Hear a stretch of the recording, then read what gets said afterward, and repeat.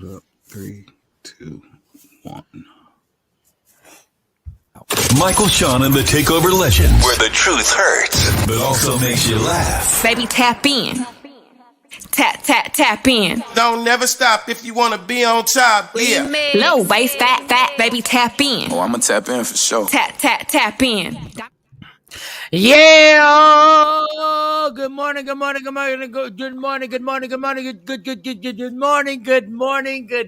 It's a Tuesday. Michael, Shawn, and the Takeover Legends. Shout out to everybody in IG Live. Shout out to everybody on Media Room 360. Jay Blizzy, Jay Black, Sexy Mo. Shout out to our girl Shawnee Scott. Shout out to everybody rocking out with us. And let me lower my cell phone. Let me see if Good morning, Shawn Robinson on the check-in. I see you on Media Room 360. Shawn Robinson was good. Kathy Black Miles was good. I see Kathy. Yes, I do. And Leah morning, is Kathy. in the building. Leah has entered.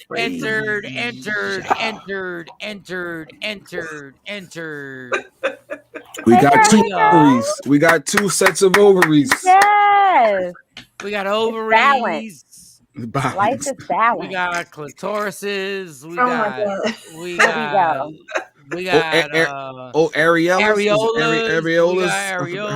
We have 4 sets of areolas. Yes. And 4 sets or 2 sets? 4 sets. 4. There's 4 squares. No, I thought it was 2 sets. 4 sets. Oh, the guys. Oh, guys don't count. I guess it is. I guess. Okay. Okay. Good morning. All right. So God bless. Everybody's here. Everybody's in the building. I gotta say that. Well, first, let me see how your night went. Let me see how before I go to my spiel, because I'm only here for 45 minutes. Leah, how'd your night go yesterday? How was your day, your night, the whole thing yesterday? How'd it go down? My day was hectic. I didn't go to bed until about 3 hours ago. That's why I'm late. Oh, 3 hours. You was cooking the crack? Like, what's going on? No, I wasn't cooking crack. You was cooking the crack. I'm thinking a hot date. Mike said cooking crack. You got the heroin popping off. Good morning, action. You got the H-Town. Why was you up so late? Working and then turning in all that stuff for the house. Oh, Just that's right. In the settlement phase and buying houses and Leah getting her house built from the ground up. Goddamn, yeah. She don't even know. She don't even know I'm gonna be her roommate out here. She don't even know. Go ahead, Mike. There's enough room. You can come stay. Go ahead, flex on these bitches. There's enough room. There's enough room over here, Mike. I won't even see you, son. The West He Wing said, I is won't all even you. see you. Monday through Friday, I won't even see you. We'll only see each other on Sunday for football. Yo, Mike, Shawn. Is Shawnee Scott or Shawnee Scott? Did you fumble? You might have fumbled and he trying to call you out. Fumble? How'd I fumble? I don't know. Did you say Sean Scott? I'm not even in the mood. Like, really, I will shoot off at people today.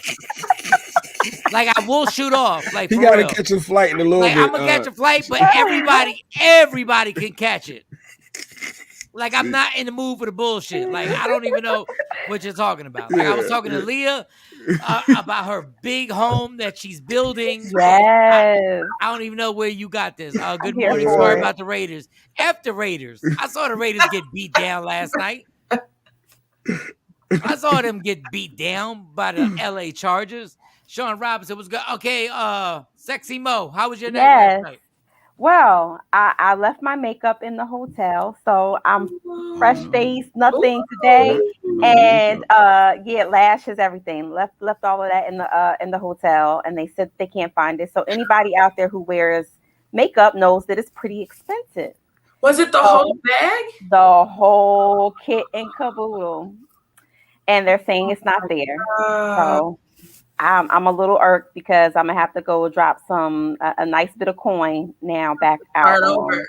To rebuild. Start all the way over. That sucks. Keep your face like that. It looks good. Well, Michael, Shawn, your daughter Monty, she's a professional makeup artist. You know that this stuff is expensive. No, it is, but it costs a lot, and so. But you got a pretty face. Like I would like. Yeah, but you know, I had a joke and you ruined it. Up. And you ruined it by saying Monty. I had a good joke and you ruined it. You ruined it because I can't even like say what I was going to say. Good. Between that and my allergies, I don't know. But you look good. You look good. Like Alicia Keys, natural Alicia Keys. Don't do that. Don't do that. Don't say Alicia Keys. Oh, that's bad. No. I thought she promotes the natural look. Between the big feet and the natural face. I don't want the association. Thank you. No, thank you. Morning, Ashley. Morning. Say somebody else. Who else is natural? I think everybody wear makeup. Wait a second. So I'm not crazy when I saw that video with the big feet. What video? She has big feet? Oh my God. Really? Huge feet, and the person on the private jet grabbed her foot and she hit it. She has a 13 or 14. Yeah. Oh. You saw that, Mo? It looks real Wendy Williams-ish. You saw that, right? Mike, you sent it to us. That's how she saw it. Nobody was checking for Alicia Keys' foot. Don't but get this man started on his foot again. She's the only person who saw that 13 to 14. She got an NBA player foot. Yeah. It looked like she slammed. It looked like she slammed dunking and doing a whole bunch of 3-point throws from the. Everybody, send me the link. Send me the link so I can put you on my IG live. J Black is dumb as like J Black don't get it. I saw that big ass foot. Yes. That foot don't even look normal. Yeah, it didn't. I thought it was a joke at first, and then I was like, no, that's really her foot. This is her foot. You sure it wasn't the angle? Shawn, I'm not saying that she's not pretty. I'm just saying after that foot video, I don't want the association. Leah. That'll land me a lot of left swipes on Tinder. I need my account to stay fruitful. Jesus, like they're gonna make me look crazy. They're gonna make me look crazy when Leah, when you see this foot, and then the private jet person who works there, right? She walks by Alicia Keys and she grabs her foot sternly. She grabs it sternly, and then Alicia puts it down. Firm. She grabbed it stern and firm, right? She stern and firm, and went like that. And then Alicia, yes! God damn it, yes! You're on TV. Leah, when you watch, see, only women will understand this. That's a big foot. Women will understand this. There's something stranger danger about this. I can't see her swinging that over and playing footsie with Swiss Beats at night. Ever. Like, swinging it over. I just can't. That size, you gotta swing it over on the other side of the bed. I don't see that happening at night. Yeah. Good morning, Jeanette. Leah, send your link to the IG Live and Mo send it. I think we can put all of us on there, right? Yeah, 4 people. Yeah, we can put us on. You want me to be disconnected? Leah, like, I don't want to do IG. No, when I want y'all to see this, I want y'all to see this Alicia Keys thing. We can't see it. Like, you know, Jay goes, I don't know what you're talking about. I saw it. And I've shown this to other women, and they were like, I was at a comedy club, and I showed it, and the women were like, I was shocked. They were like, what the yes. What is that? And then I was like, watch the lady grab her. So you was going around showing people. You was going, hey, watch this. I know what I saw. Swiss Beats posted a clip of Alicia Keys on their private jet. And then she had who was recording, because that's who used to get shot. Let me explain to y'all something. What he endured that night. If it's my private jet, nobody's grabbing my foot or my girl's foot like this and then going like, as I walk by. No, they're not. They're not. Y'all know they're not. I think Mike is just happy to have IG back. I think that's what this all boils down to. He's excited. I got a bunch of shit for y'all IG Facebook people, and I'm gonna post it today. Yeah. Oh, I got a bunch of nice y'all listen, like we are done. First of all, I will go back to Alicia Keys. I promise you. I tried. You said I tried to get him off him. I threw that in. Yeah, I saw the segue, but Mike is glad to get IG back. You know, Facebook and all that. First of all, for all y'all people Let me make sure Mo gets on here too, because I want everybody to be on his bitch. Yeah, something happened, Jeanette. While you were in surgery yesterday, IG, Facebook, WhatsApp was all shut down. The world was going crazy. They didn't know what to do. They was looking for dial-up connections. Kids that never had dial-up, didn't have internet, they was lost. The world was shut down for about 6 to 8 hours. Hey, everybody. Hey, everybody. Hey, Mike. Hey, there's Mike. Hey, guess what? Guess what my life was? I was fucking fine. Me too, Mike. No, you wasn't. You went on Twitter. You went on Twitter. You started doing something else. It didn't bother me at all. Fine. I smoked a Black and Mild.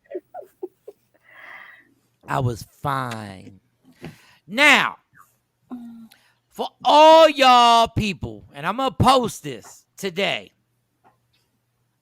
For all y'all people who after Instagram and Facebook came back up and y'all decided to put some deep-ass messages, all y'all bitches and dudes who said, you need to get your life together. Do you see what Facebook and Instagram did to you? You need to get it together. I would like to tell you, the message that you posted was on Instagram and Facebook. Thank you, Mike. That's what I said. Good morning, Sakrisa. You said that's what he posted it at. Right. That's like me telling you crack is horrible. Why you lighting up?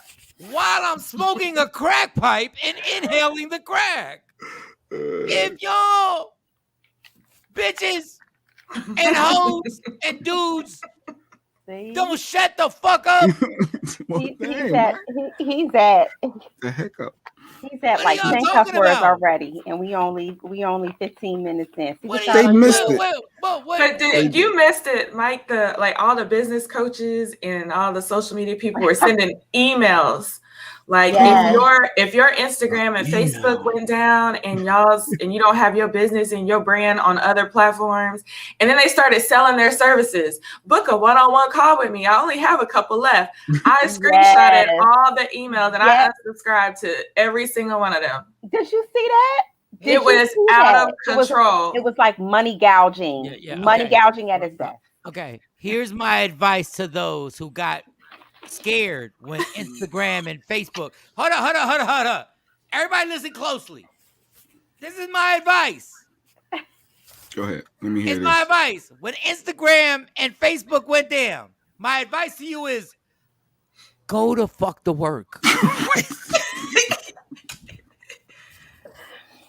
That's some people's job, though, Mike. Good morning, Queen Boy. No. That's some people's job. Jay Black, it's some people's job. For the other 95 million people, just get off your break and go back to work. Stop scrolling.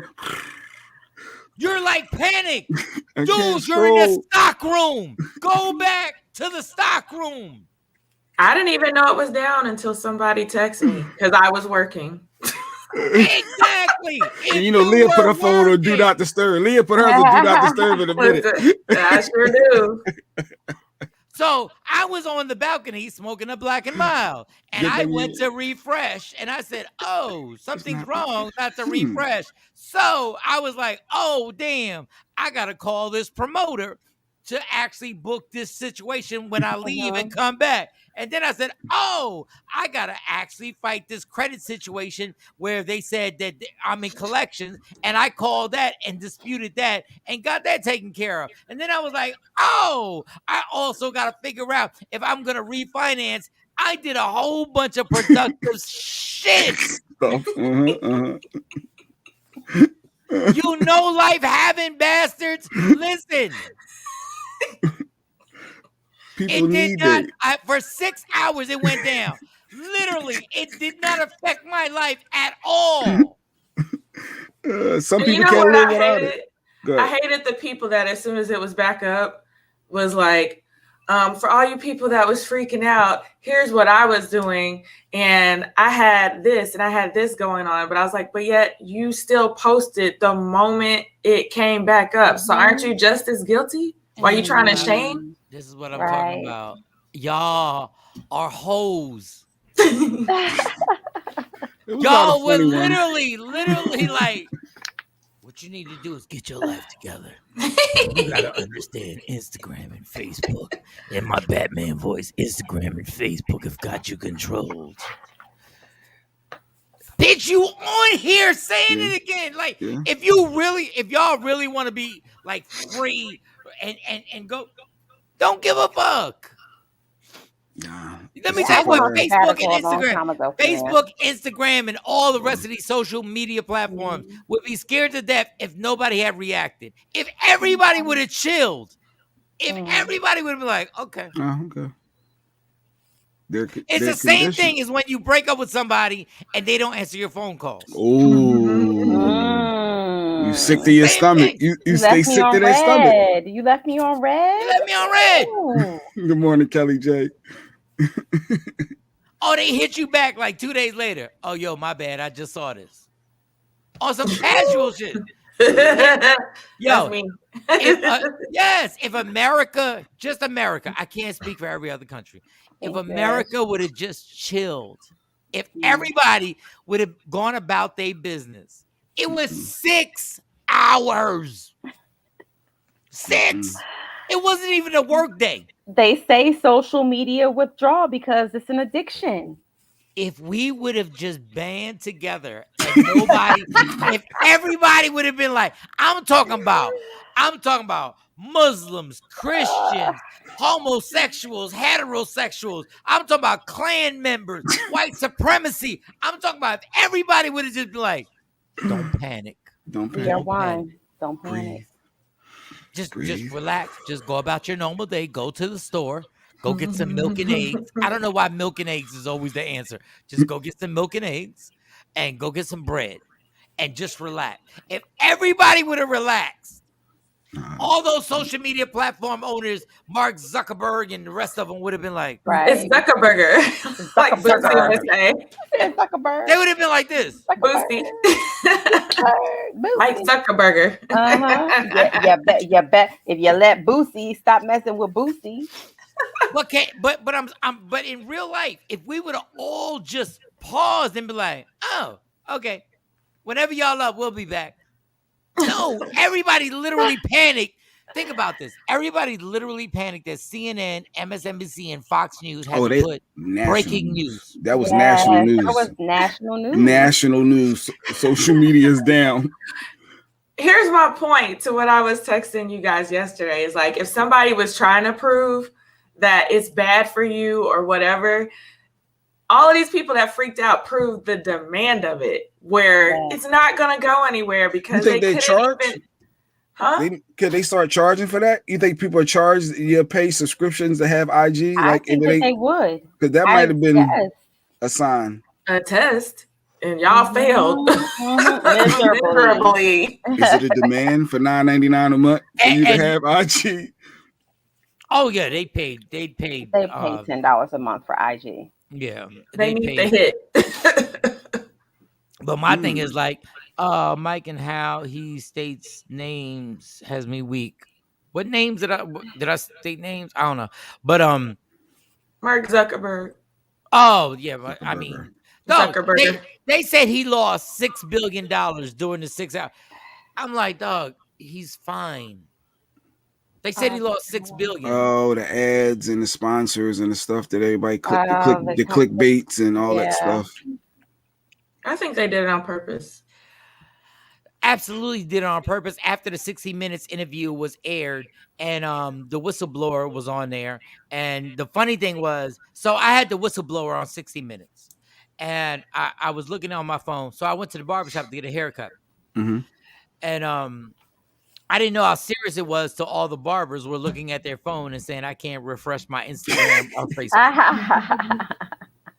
And everybody is looking at their phone. I'm like, yo, this is like a horror movie. Like, this is the movie where somebody predicts 30 years into the future and tells us what everybody's going to be a slave to. So I'm like, this is crazy. So I told my barber about the whistleblower that's on 60 Minutes that blew the whistle on everything and had thousands of copies of documents that showed that Facebook, Instagram, purposely, they knew that there was a racial divide that was being pushed on their social media platforms, and they only checked 3% of it on purpose on IG and Facebook on purpose. They only did 3%. They knew the racial divide that it was causing, and they knew what was going around the world. And this white lady said she copied thousands of pictures. Now, the crazy thing, not thousands of documents. The amazing thing is that I'm at the barbershop with a bunch of hood mob that I love to death. And all of a sudden they said, put the 60 Minutes on the widescreen. And I said, in a really? barbershop, they want to watch 60 barbershop. Not LeBron, not the no. NFL highlights. And everybody ESPN. sat there and it was like, what is this white bitch talking about? They were like, everybody. We sat there and watched 60 Minutes. Wow. The TV show, the legendary, iconic TV show. And we watched this white woman spill the beans on everything. So what did she? Well, we got a little clip I want to play. I get you to break this down. What's the issue? Because you said it's causing racial divide, and it's social media. Just hate and just divide in general. Racial divide is just one of the things it's causing. They just want to bring society to a point where they're controlling everybody to really dislike each other and separate each other. So if you want to play it, you can play let's play a clip. And then while we're doing that, Leah and Mo, you can hop back on IG. So IG, we're about to play this clip from 60 Minutes, and then Mike hopefully can break this down and explain to me how it has how it affects everything. And one of the consequences of how Facebook is picking out that content today is that it is optimizing for content that gets engagement or reaction. But its own research is showing that content that is hateful, that is divisive, that is polarizing, it's easier to inspire people to anger than it is to other emotions. Has realized that if they change the algorithm to be safer, people will spend less time on the site, they'll click on less ads, they'll make less money. And she took a trove of data. So, Mike, I know it froze up a little bit there. I don't know if that was something going on with Facebook. Did you catch the gist of that? Mark Zuckerberg. Yeah, if it's a bunch of hate and it's a bunch of divisive situations, they realize that their ads will sell more. If they sell something that is actually contributing to people liking each other, they won't sell as much. It's the same situation that happens all over the world, including our television. That's why we have so much violence and so even in music and everything like that. So they're keeping the same basic 1, 2, 3, 2 + 2 = 4. And they keep that going, and it's scary because a white woman is trying to tell everybody. But wait, a white woman is for the normal person like myself is trying to grasp it. So you're saying because that is drama, when we click stuff, we want more drama and follow along. If it was happy post and nothing wrong, we wouldn't click on these links and stuff. What is the gist of how is this affecting? Curious. J Black. No, we're not curious. No, it's bigger than curious. It's bigger than curious. If a chick smacks a bitch, we watch it. Absolutely. If a chick compliments a bitch, we don't watch it. That's the bottom line. If somebody drives by a gas station and is shooting up the gas station, we watch it. Yeah. If a person goes to the gas station and helps the homeless, we don't. So they want to promote more. Okay. And this is why I've kept telling you, and me and Jay Black have had this conversation. Why hip hop? We used to point the gun at the society, and now the hip hop gun is pointed back at us because what we've promoted is the most basic instinct of having sex with chicks, shooting people, selling drugs. And that is what is manipulated. So Facebook and Instagram has done the same thing. Let's just put all that. Slap a bitch. Yes. Mike said we want to see people getting slapped versus somebody saying, "Hey, how are you? You look good today." You know. Hey, God bless. It's the bottom line. We're basically, so is that Facebook's responsibility to not post somebody getting slapped? It's Facebook's responsibility when they set up a whole situation where they knew how to manipulate us. When they knew how to manipulate us. So they have control over the algorithm, is basically J Black. And they can lessen the content, but they choose not to. But the algorithm, you know what the funny thing about the algorithms is? It's just so simple to figure out human beings. It's so simple. It's so simple to figure out the drama that we want to see, and our eyes open up when we don't care if it's the lie or the truth. We could care less. But there's a lot of good stuff too, though. I see like DL here, he post a police assault and it gets a lot of like, I wonder, what happened? This cop in Miami did this and kicked the guy, and so it helps with highlighting the Karens of the world. Somebody said Karen did a good job outing them, whistleblowing, but it helps too, though, right? What will we watch? Go ahead. Okay. No, I'm saying I understand what you're saying, J Black, but I also think that it's not new to us now. We know. You know what I mean? Like, so the whole like influx of a whole bunch of police brutality videos being shown and people being like, oh my God, I didn't know that was happening in America. We all know now, right? So now you're seeing, but you're still seeing the influx of it. So I don't think it's more so of a awareness thing anymore. It's more so just like, look at what we get to do to Black people. Look at what I just don't think it's an awareness thing, like a positive thing anymore.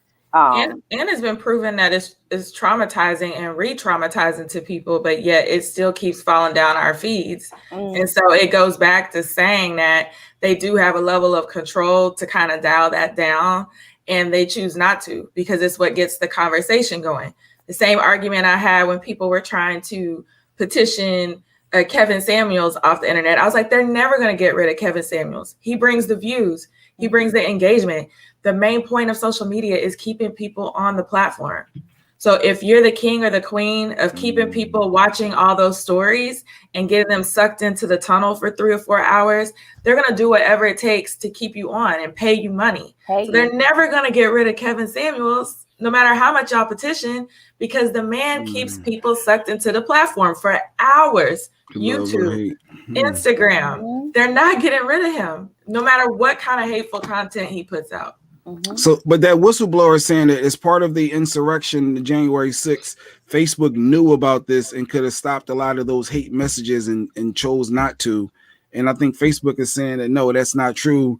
I guess people have their freedom and they can post. And so it's Facebook's responsibility to manage IG posts and the negative. I guess they did Jay, Facebook's responsibility. Why is Facebook got less responsibility than a network on television? Why do they have less responsibility? Why do they get away with being able to put on stuff that even cable channels and even Netflix has to put warnings on? Netflix, Hulu, Amazon Prime have to let you know what you're about to watch. But yet Facebook, Instagram, and the rest of these social media platforms, including Twitter, can let you put on anything recklessly. They can let you put on somebody being hung from a tree. It's the bullshit of a bunch of real life billionaire white dudes who get to put whatever they want. But let there be a social media platform that show Black people or Hispanic people killing white people, and I promise you it would be shut down within a matter of minutes. So you want laws for social media now too, because TV's already got rules and the FCCs and all that. So you need a social media, is what you're saying? Yes, there should be an FCC for everything, but they won't until white people start getting shot down. When white people start getting choked out by police and having knees on their throats and they get choked out for selling bootleg cigarettes, I promise you, then these situations will get shut down. But the Mark Zuckerbergs of the world and the rest of them who own this just happen to be white. But you like social media when it's drama, though. You like I don't give a Jay. I don't give a fuck about social media. Like we have literally fallen into prey that we can watch our people get killed on social media and we're good with it. When's the last time you saw a white person get killed on social media? Please tell me. Please tell me when you said an RIP to them. Just want to know. I think you're taking it differently than what I was trying to say, but yeah, because you're not aware, because you're sitting there watching every black person get beat by cops. And I promise you, if this platform was showing white people, it would get shut down. Or better yet, what was happening to white people would get shut down.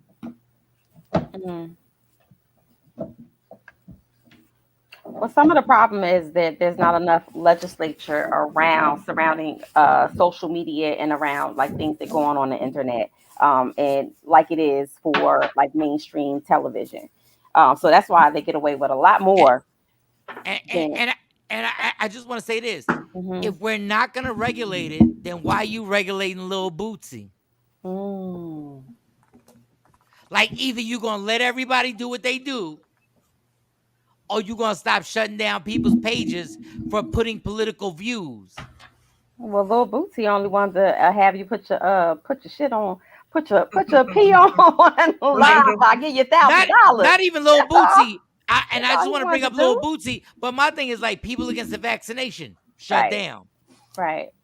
Yeah, what is it? People against political parties. Keywords. Because that's a political agenda. Now they got keywords that are going to, dog, we are so caught up in this, we're done. We're caught up. But a lot of people are hypocrites too, though, Mike. They say it's freedom of speech. We can say what we want, and all right, well, you just get blocked off that platform. But so how can we say what we want if you get blocked off? Yeah, and that was Trump's whole thing. Not supporting Trump at all, but I remember saying, well, this is the beginning. They shut me up. They're going to shut everybody up. But you're saying there needs to be somebody literally monitoring keywords at every hashtag. Let me bring my words back. If we're going to regulate people, then we regulate it across the board. If we're not, then we don't regulate it across the board. Either all in or nothing. It's either we regulate people or everybody gets to say what the hell they want to say. Which that was supposed to be America. You get to say what you want to say. I get it. And they making all this money, so they should be able to regulate and monitor each. So if Sexy Mo posts something that's risque or going against something that she shouldn't they don't even care about that. They don't even care about that. What they care about is them saying, you saying something that messes up their comfy little situation. They don't care about nip slips and me showing if I bust it wide open on Instagram. They care about if I put something of a social agenda nature on there that goes against their narrative. And we see it all the time. And they stopped the crate. Remember the crate challenge? That was going, I guess, because people was getting injured. So they shut that down for that reason. It wasn't political with that one, all right, Mike? I don't know. I'm asking. No, because sometimes we got to take responsibility for dumb shit that we do.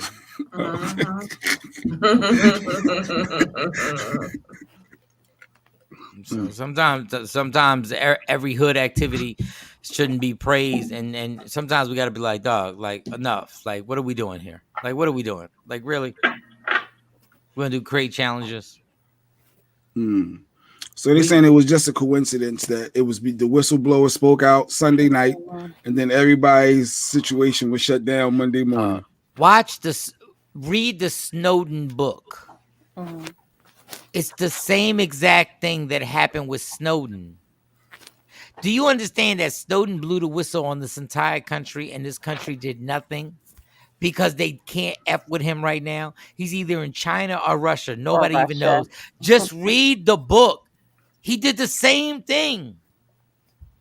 Everybody is trying to tell you what this Facebook and Instagram and all this stuff has to do with people it's just free information on the entire nation.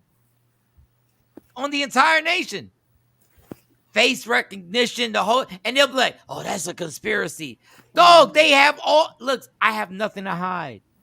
Y'all got all my information on my phone. Everybody here, all their information is on their phone right now. There's nothing you can hide. They've had all our information. Yeah. Facebook got sued years ago because they were accessing our audio through our webcams and not telling us, and listening for the conversations that we were having in the background while you were in your profile, and they weren't telling us. And so they were using those keywords to determine what ads to push to us. And then somebody found out, they got sued, but it was a quiet lawsuit. Nobody knew about it and they stopped doing it. But this is something that they've been doing for a long ass time. There's documentaries about it. So yeah, she's getting the shine as like a whistleblower, but people have been talking about this. And to Mike's point, nobody cares.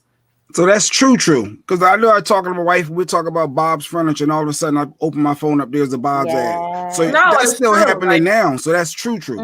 Yeah, I have the actual lawsuit because I taught the class. I taught it in digital marketing, and it says they were accessing our voice through the webcam and weren't telling us. But this is still happening today. Like I can have a conversation. We could be talking about whatever, Mercedes-Benz, and then all of a sudden my phone, I have a Mercedes-Benz ad. Like this still happening right now. So is this still going on, you think? Probably. I don't know. They probably found a way. What do you mean? Do you think? Because some of it, I mean, like, I wonder if it was already going to be there. I still question some of that. If you have Alexa, if you have Alexa, Amazon ad, or I don't know. Sometimes I have question. I think it was Alexa that was continuing to turn on and record your because my phone is off. It's off, not on, but it's like in sleep mode. Everything that you have with any technology is tracking you and listening to everything. We can talk about this right now. Say BMW, BMW, BMW, BMW.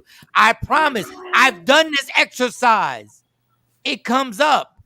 This 4K webcam that I have, I unplug it because I know if I don't unplug it, it's still recording. Every person who works in technology says they cover everything on their laptop, every lens they cover. You're being watched on everything you do. Everything. There's nothing you're not being watched on. That's scary, though. That's scary. It feels like a Will Smith movie back in the day. You're literally 15 years too late. You're 15 years too late. Since you're watching, can you make me win the lotto? Because I'm broke. All these folks tried to tell everybody. They tried to write books about it, and they called them conspiracy theories. They tried to make movies about it. They called them conspiracy theories. Big Brother was a book. 2020. They tried to tell everybody, but once we get consumed with what we feel like doing, we just like it. Whenever we like something, we don't care the ramifications. We like R. Kelly. We don't care what R. Kelly did. We like Pornhub. We don't care what Pornhub really initiates. We don't care how many women get trapped into doing these pornographic videos. We like it. Afro Queen said that's why she always covering the computer. According to Mike, you got to unplug it too, because just covering your lens, they still listening. According to Mike, you got to unplug it and understand when you want to have a conversation, turn your cell phone off. Turn like power off. It can't just be off in the sleep mode. No, power off. Oh, J. Pearl, that is true. And they ask you if they can still track you if you're not using the app or track you across other apps. They ask you, can they track you? Yeah. While using this app only or all access all the time. Yeah. And I say no every time. No every time. No every time. No every time. And guess what?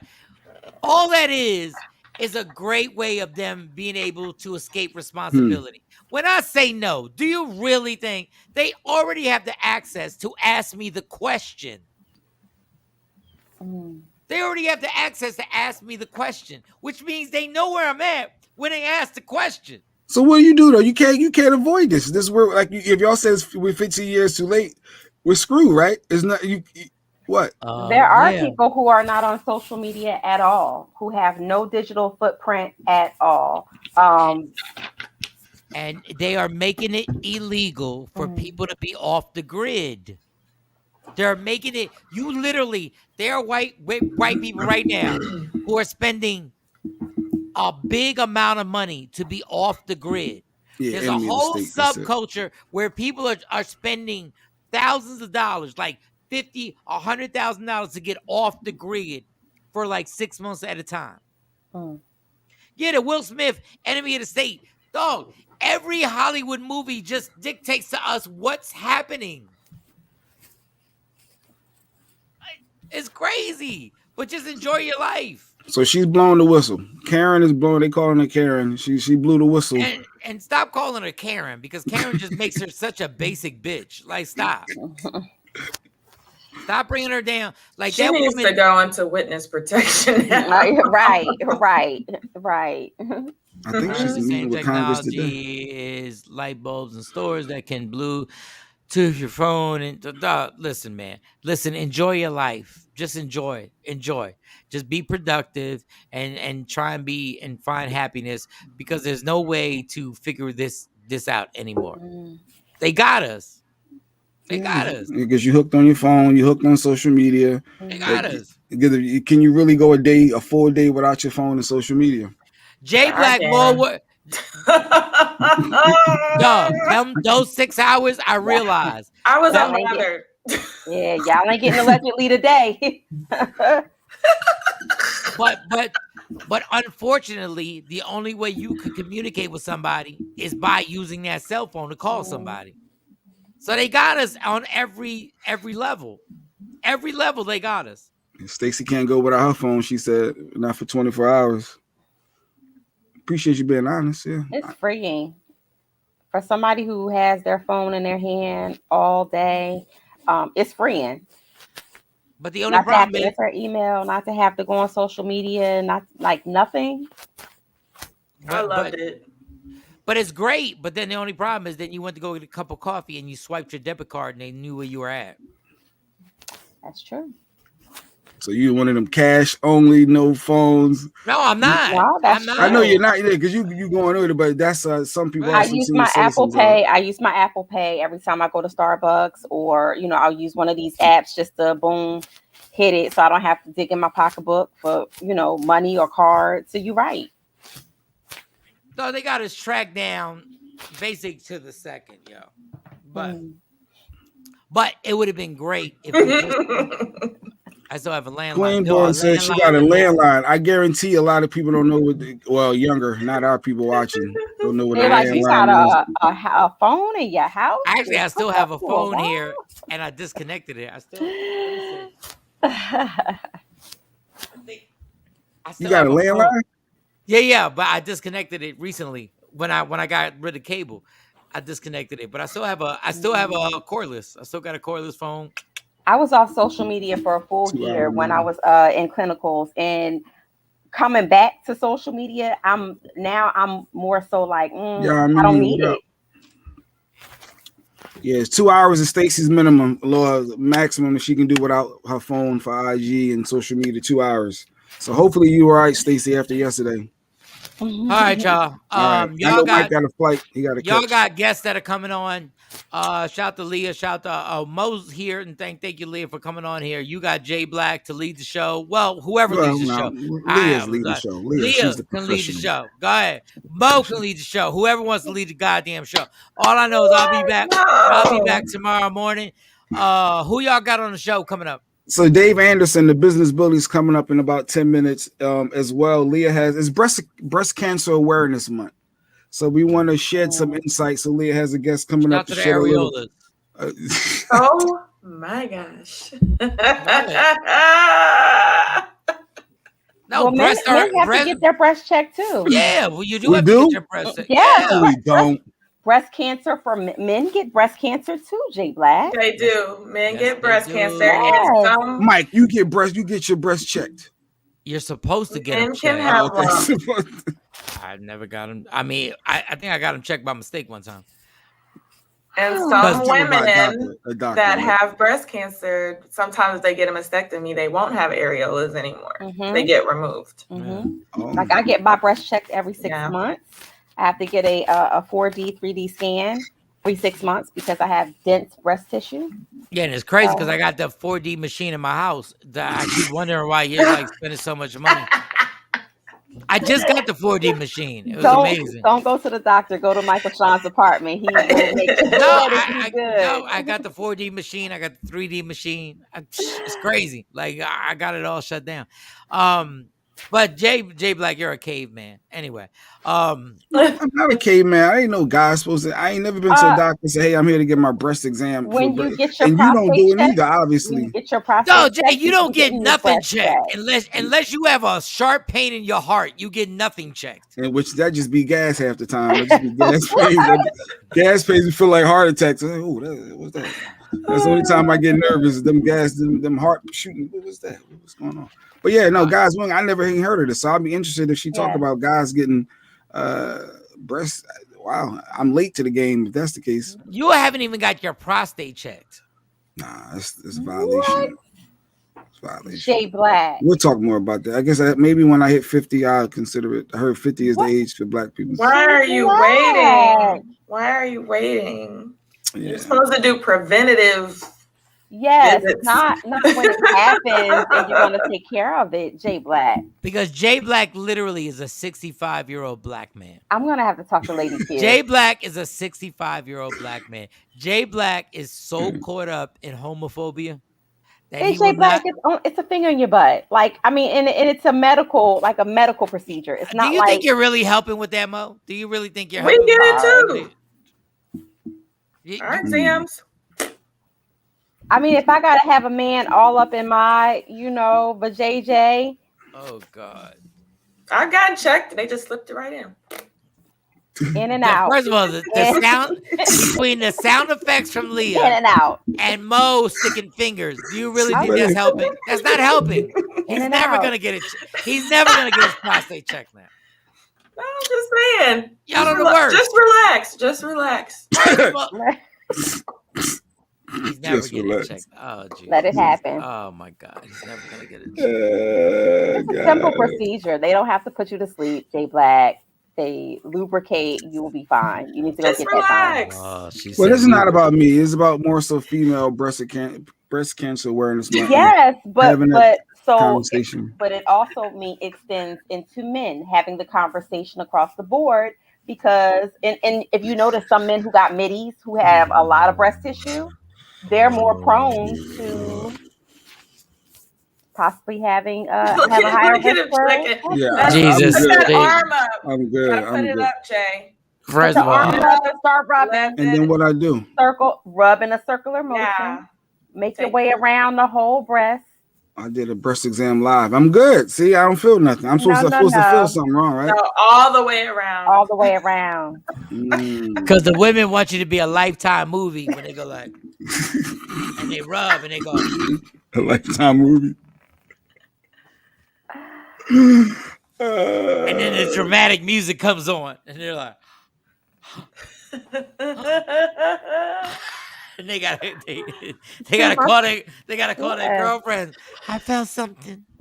Well, 2 months ago, I didn't make you guys aware because I didn't want to scare you guys, but I definitely had a scare with that, and we'll talk more about it when the health professional comes on. All right, don't make me. I don't want to boost it. Like she's not a health or I'll say someone who brings more awareness to the cause and to the situation. Don't how she found out she had it was just weird. So Jay, you gotta just y'all not gonna make me feel bad for my joke because my joke is about Jay Black and then it went to Lifetime TV. So y'all not gonna get me on some more. Yes, I still said it.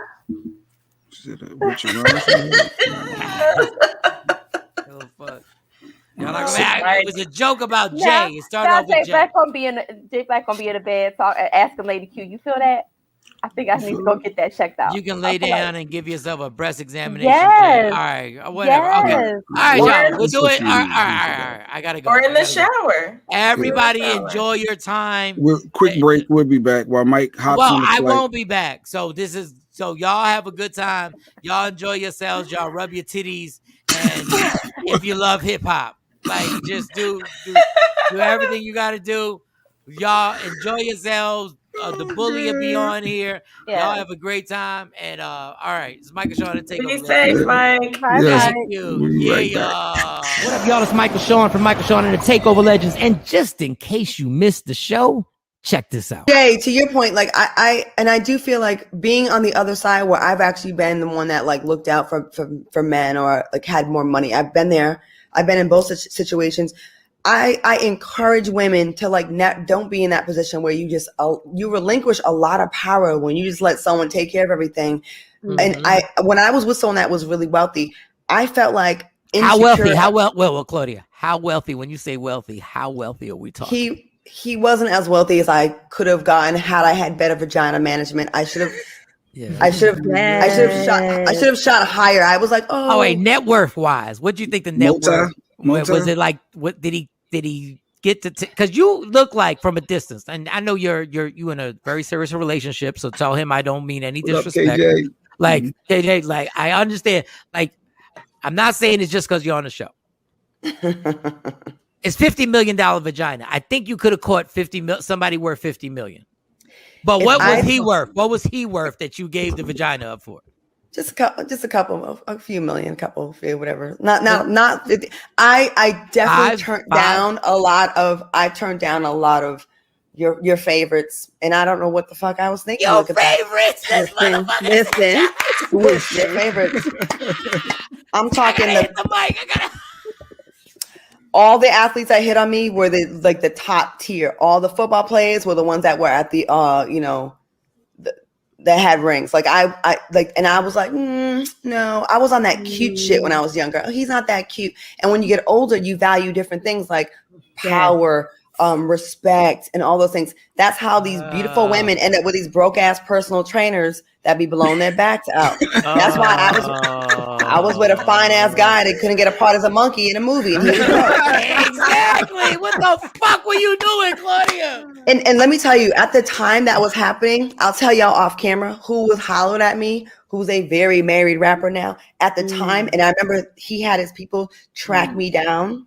And when I had a pager, remember it was like a pager. Yeah. And I called back 911. I called back the number, and it was like she was like, "Hey, I'm such and such assistant." I was like, "Okay." She's like, "I was told to find you." I said, "Wow." When I met him in Vegas, I only told him my first name. She said, "Well, it's my job to find you, and he wants to take you out." And I was like, "Well, I'm living with my boyfriend. I have a boyfriend." She was laughing. She goes, "Are you serious?" And I was like, "Yeah." Mind you, this nigga was broke. He couldn't get a part as a monkey in a movie, and he had a fish tank. His life was taking care of his fish tank, and the dick was trash, but I was loyal. Not trash dick. No. Search Media Room 360 on all streaming platforms. Michael Shawn and the Takeover Legends. Yeah, yo. We the worst records, baby. We about to create a perfectly horrible song. Y'all know I've been in the gym, and now all I wear is tight shirts, tight shirts, tight shirts, tight shirts, tight shirts. Yes, I do. Michael Shawn wears Tight shirts every day.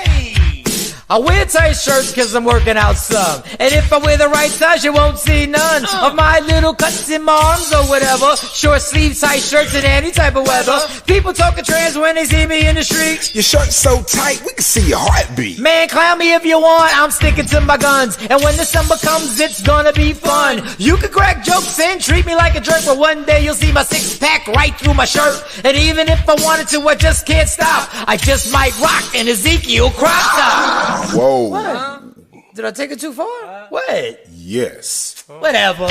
Tight shirts in the morning at work and when I grieve. I even wear tight pajama tops when I sleep. Tight shirts. Tight shirts. Tight shirts. Yeah. Tight shirts. Come on. Tight shirts. Come on. Tight shirts. Come on. Tight shirts. Every day. Mike Shawn wears tight shirts. To the gym or wherever. tight shirts.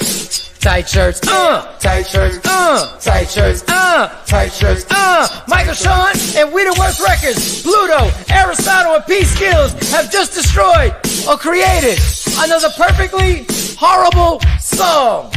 Yeah! Check out the next single, Grown Man Wearing Skinny Jeans.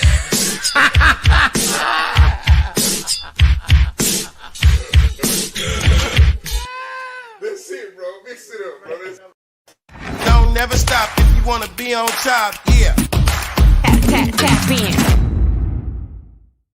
Tap in. Tap in. Leah Frazier. Where did Sexy Mo go? She's coming back. I think she's taking care of the babies. The baby getting their breakfast together or getting them off to school. But she'll be popped right back in. So it's Michael Shawn, Takeover Legends. Leah Frazier. Oh, let me move you, Leah. I'm gonna put you right here. Leah Frazier is filling in for Michael Shawn. I didn't know I was taking over like as the boss. I was gonna throw that on Mo, but she's not here. Yeah, so we get her back in. So I guess is in the waiting room. So we were talking about breast cancer awareness month, and you guys was a lot of enlightenment going on. So you have a guest on. I know it was a gala recently. So I'll let you go ahead and introduce your guest, and then we'll bring her in as well as Sexy Mo when she comes back. Yeah, so I have Angelia Scott Dunbar, and I believe Tam yesterday brought her up. So maybe she was seeing the pictures from the ball this past weekend.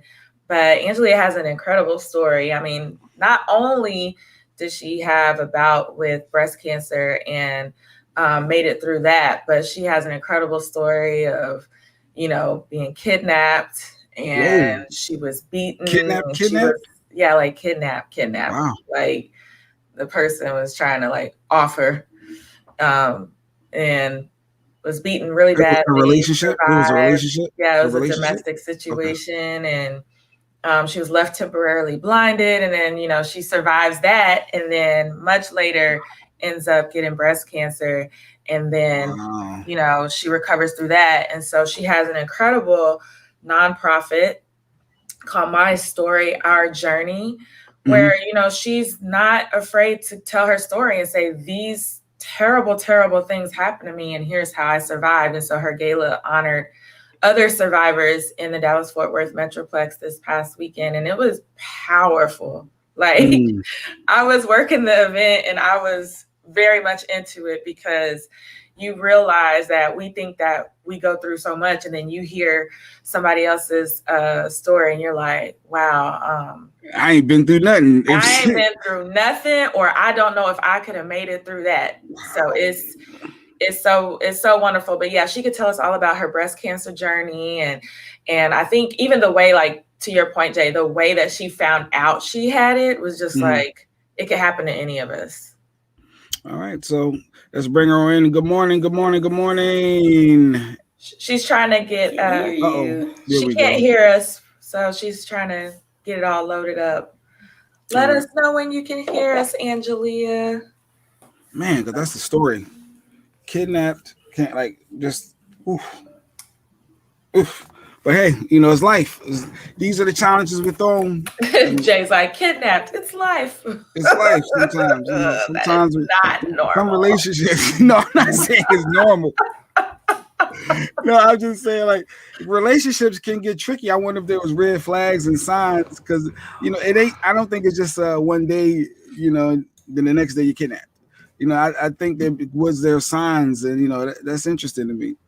Well, we could talk about that too, because October is Domestic Violence Awareness Month as well.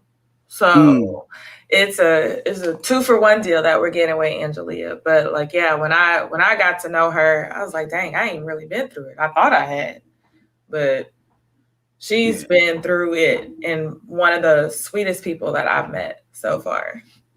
Yeah, you said the gala was powerful. I think it was one. I saw one clip. There's so many pictures I saw you post. Me with my wig on, y'all.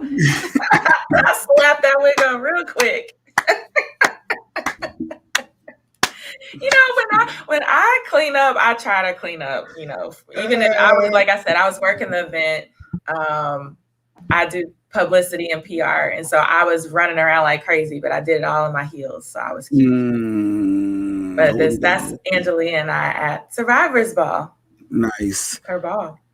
Can you hear? I think your mic is now muted, Angela. I don't think she can hear us. I don't know why she can't hear us. Aww. Yeah, something on her side. Yeah, you see a little mic muted symbol there on the left. Yeah. All right, but we'll put her back down until we can figure this out. I've been texting her. All right, I said, let us know when you can hear us. She could hear us at one point, so I don't know what's up. All right, so while we're waiting, I guess we can dip into I wanted to talk about Lizzo. I saw Lizzo. Did you see Lizzo in the news yesterday? I didn't see Lizzo. I just heard about her TED Talk twerk TED Talk. For someone that have given some real TED Talks, I was like, okay, the history of twerking. So no, Lizzo was in the news because she apparently she took a picture. I might even have that. She took some pictures with Chris Brown backstage at a concert and said how Chris Brown was one of her favorite people. And people are still stuck on this whole, you talking about domestic violence, right. The whole Rihanna thing from 2009, and now she's getting drugged for saying that Chris took a picture with him and said that he's one of her favorite people. It's like, at what point do we let that go, or do we ever let domestic violence go? If Rihanna's okay with it and moved on, wait a minute, do I think I got a clip of the Lizzo? Yeah, it's a clip here. I saw it on TMZ. Let's make this bigger for you. Be my favorite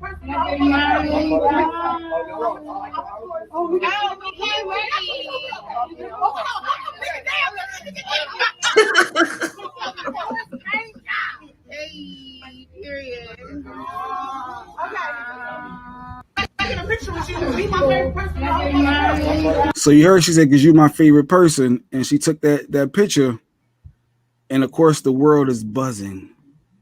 So what are your thoughts? The world is gonna buzz no matter what. People are gonna find things to get upset about. People are gonna find things to throw a fit about. Yes, did Chris do what he did? Absolutely. But I don't think that means you got to go around like this and not pay attention to people or ignore them or don't give them that second chance or redemption. I think we were talking about R. Kelly, or maybe I was hearing it on another radio station. And I think that situation is a little bit different because R. Kelly's is definitely an ongoing situation with multiple women, and he's traumatized and damaged a lot of women's lives.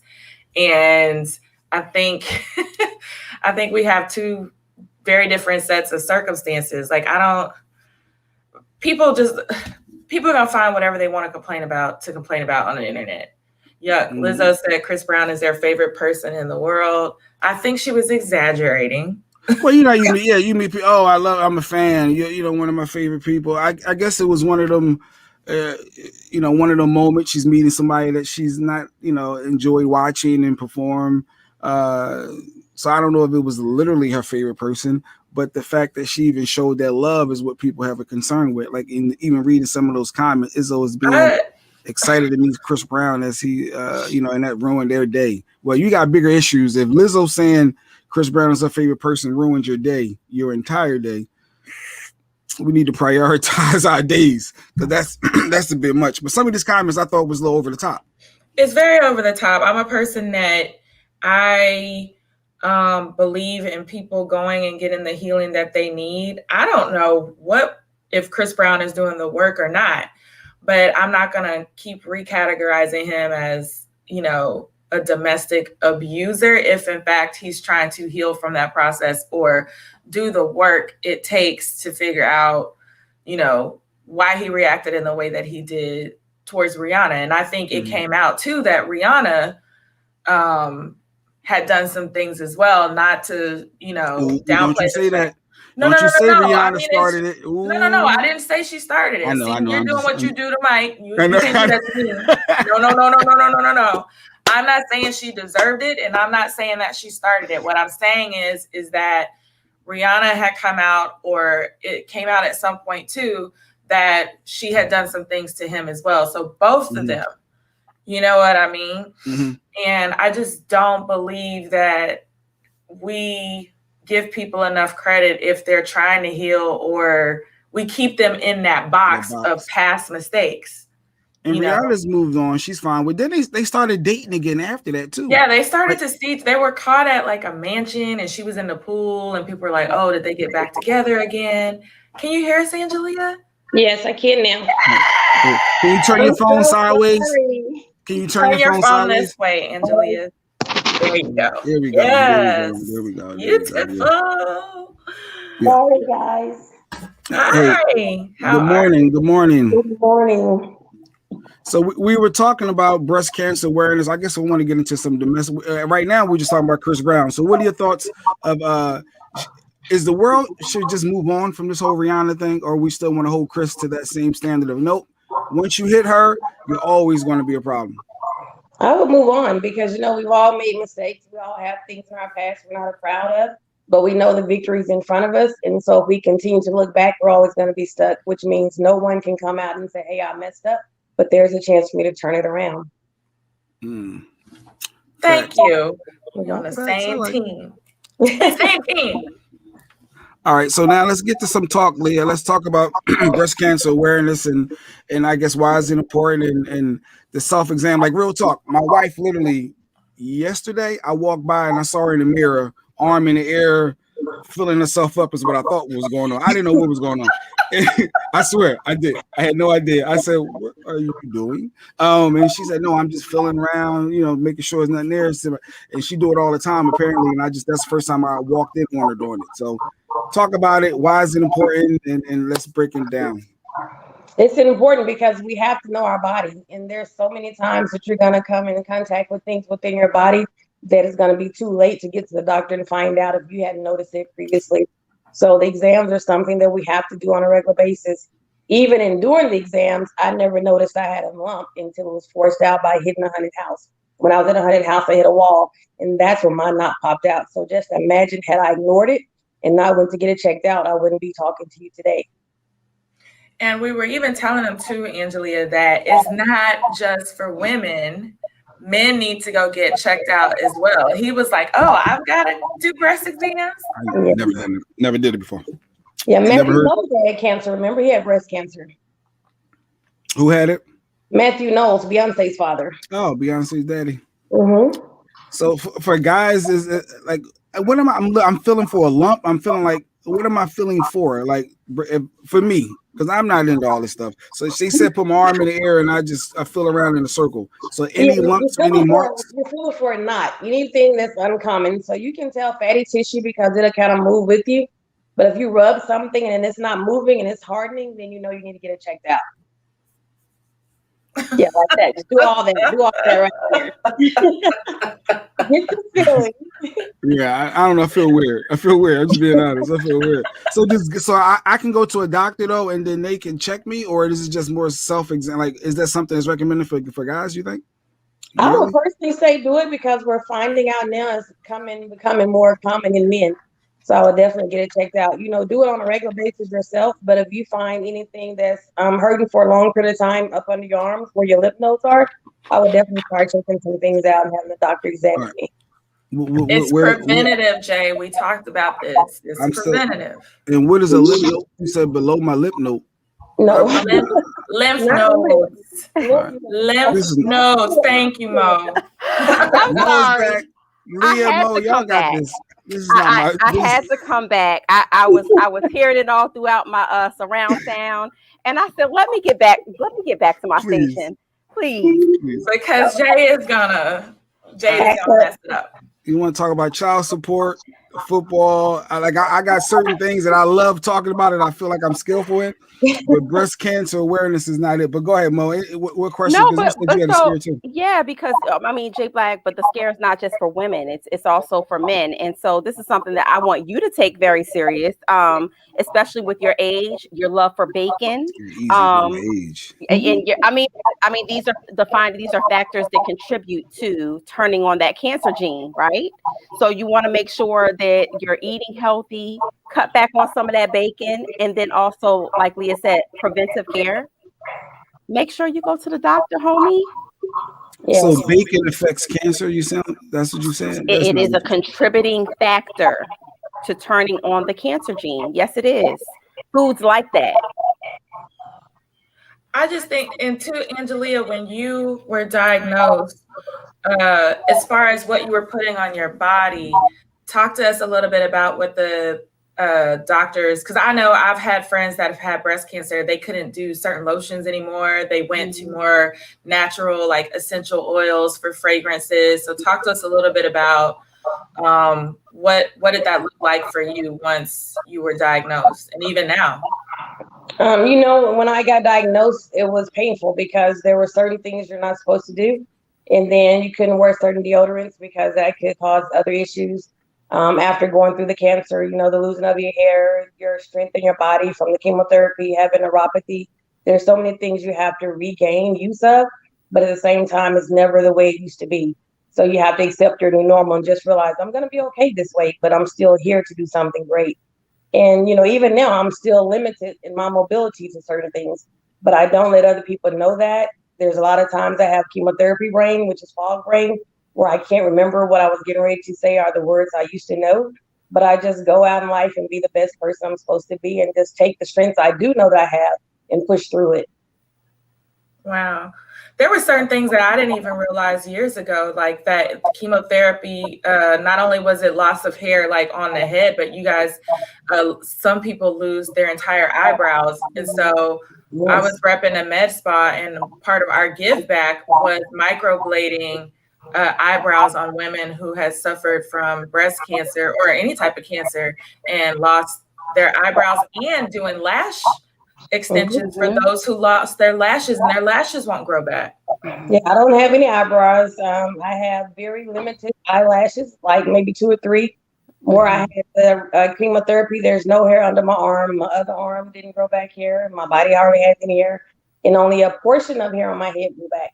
So there's so many things I tell people, you have to find a way to just keep going through it, because if not, you'll look in the mirror some days and be like, wow, I'm not who I used to be. And you're not, but you're still here. So find the reason to keep pushing forward in life and quit looking at all the negatives. Oh, I love it.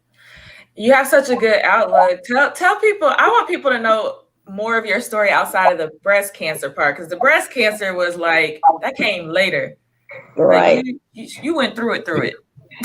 Oh, I've been through it. I tell people that I went so low in life that I didn't know the bottom could be that low. I didn't know the bottom didn't have an ending. And the reason I say it doesn't have an ending, because it's up to us to make up in our mind that, hey, I've gone down far enough.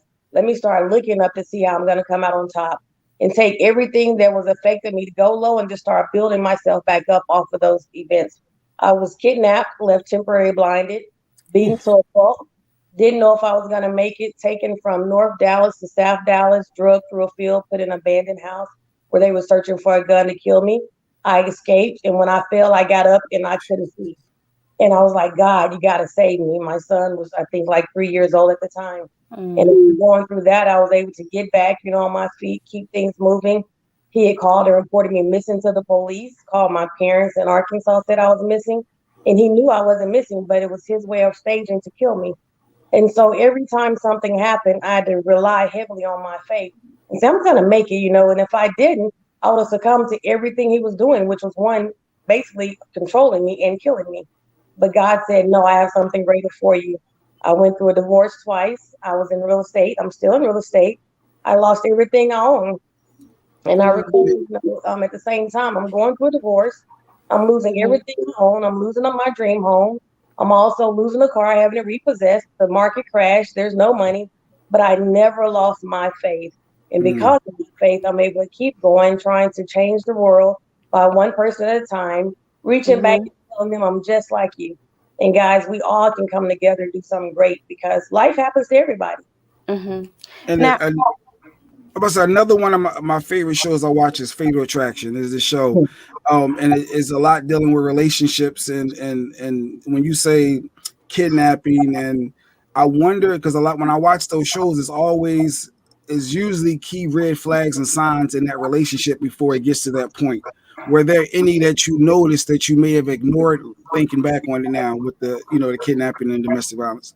Oh, I know. I ignored a lot because, again, where I came from, Conway, Arkansas, I tell people I'm a little country girl. So when I was at home, I grew up in a spiritual foundation, my faith and my family, but also the country men, the Southern men, they take care of women and protect them. When I got to Dallas, it was a fast track life. And the guy we went to a party when I met him, and he had a group of guys surround me. I'm only 22 years old at the time. So he had a group of guys surround me. For me, I've never experienced that. I'm thinking, oh, wow, I got my own paparazzi. No, I got someone starting to control me and make sure no one else could get to me and no one else was going to talk to me. And then I noticed that he was always just like, you're coming home late from work. I'll say, no, I'm not. You're cheating on me. No, I'm not.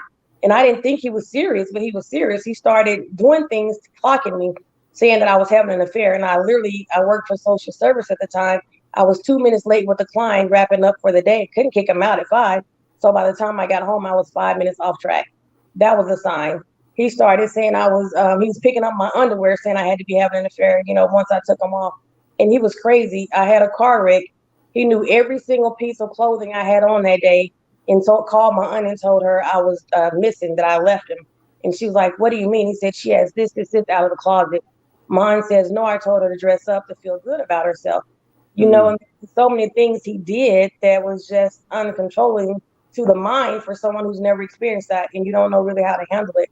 But you're also embarrassed to talk to people because they're either going to say, oh, you tripping, girl, get over it, things like that. But that wasn't a lifestyle I lived. So when it happened to me, I was just kind of stuck in that moment. And so I realized I need to get out. And he was really close with your family, it sounds like. So he talked to, I guess he wanted to know. Close with my family. He just knew how to play mind games with people. The thing is, guys, we'd only been married a year. And, I tell teenagers now, quit forcing your life, because we watch TV and we want to have that glamorous lifestyle on TV, but that's not the real world. And, I felt like I had to be married by 22, 23 years old. So I forced God's timing on my life. I met him. I got married in 6 months. I didn't go through anything to make sure he was the right one. He seemed to be okay. All I knew was I need to be married. My friends were getting married. I don't want to be left behind. That almost cost me my life. My wife just texted me. It sounds like you, but I don't know if she said. I have a jealous personality. So if I'm jealous, is that what we calling it? Is that what we're calling it? I do. I can admit. I mean, that what we're calling it. Yes, I mean, I don't think I'm going to ever kidnap my wife and go like I do. I don't like people in our business. Our relationship is not there, so I don't like you sharing that. So it's not as eliminating her from people. I don't want people to know certain things within our relationship. Is that wrong of me? But I don't think that there's. I don't know. That's not me, but I do feel some of what she's saying that he was doing, but that doesn't make. I don't know, Leah, help me out. What am I saying here, Leah? Don't say Leah, help me out. Don't throw Leah. Don't throw Leah the baton, because Jay Black is a little controlling. I don't think that he would kidnap and do all of those things. Of course, I love Jay Black. He's like my brother. But I think that we're close enough for me to say, Jay Black, you are control. You like to control it a little bit. So is that red flags that I want, domestic violence? Because I'm never going to hit her. That's not my world. I'm not into that at all. So domestic violence is not just physical, right? It's also verbal. It's also in behavior, the things that you do. But we're not saying that you're an abuser, Jay Black. That's not what we're saying. And I don't think that every behavior is a red flag to a larger behavior. But certainly those are things that, as Angela was describing, certainly those are things that are red flags. If you're seeing a consistent level of somebody trying to control everything that you do, or what we perceivably say, oh, it's just jealous, or oh, that person just loves me. That's not love. That's control. And you also he went to sleep on the seat. Yeah, because he don't want to hear that. And you also have to know the person you're with, because you honestly, as women, we know if we're unequally yoked, but sometimes women are staying in relationships for the wrong reason. Some people say, I'd rather know financially who's taking care of me than making sure I'm safe as a person. So they'll take a couple of punches.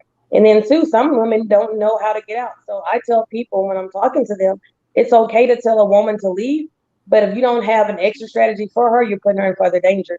If you haven't set her financially to get some classes, to have some resources, okay, when I leave him, I've listened to all you telling me that, but where am I going to go? She doesn't know where she's going. She doesn't know how to feed her children. She doesn't know how to get around. She doesn't know how she's going to take care of herself.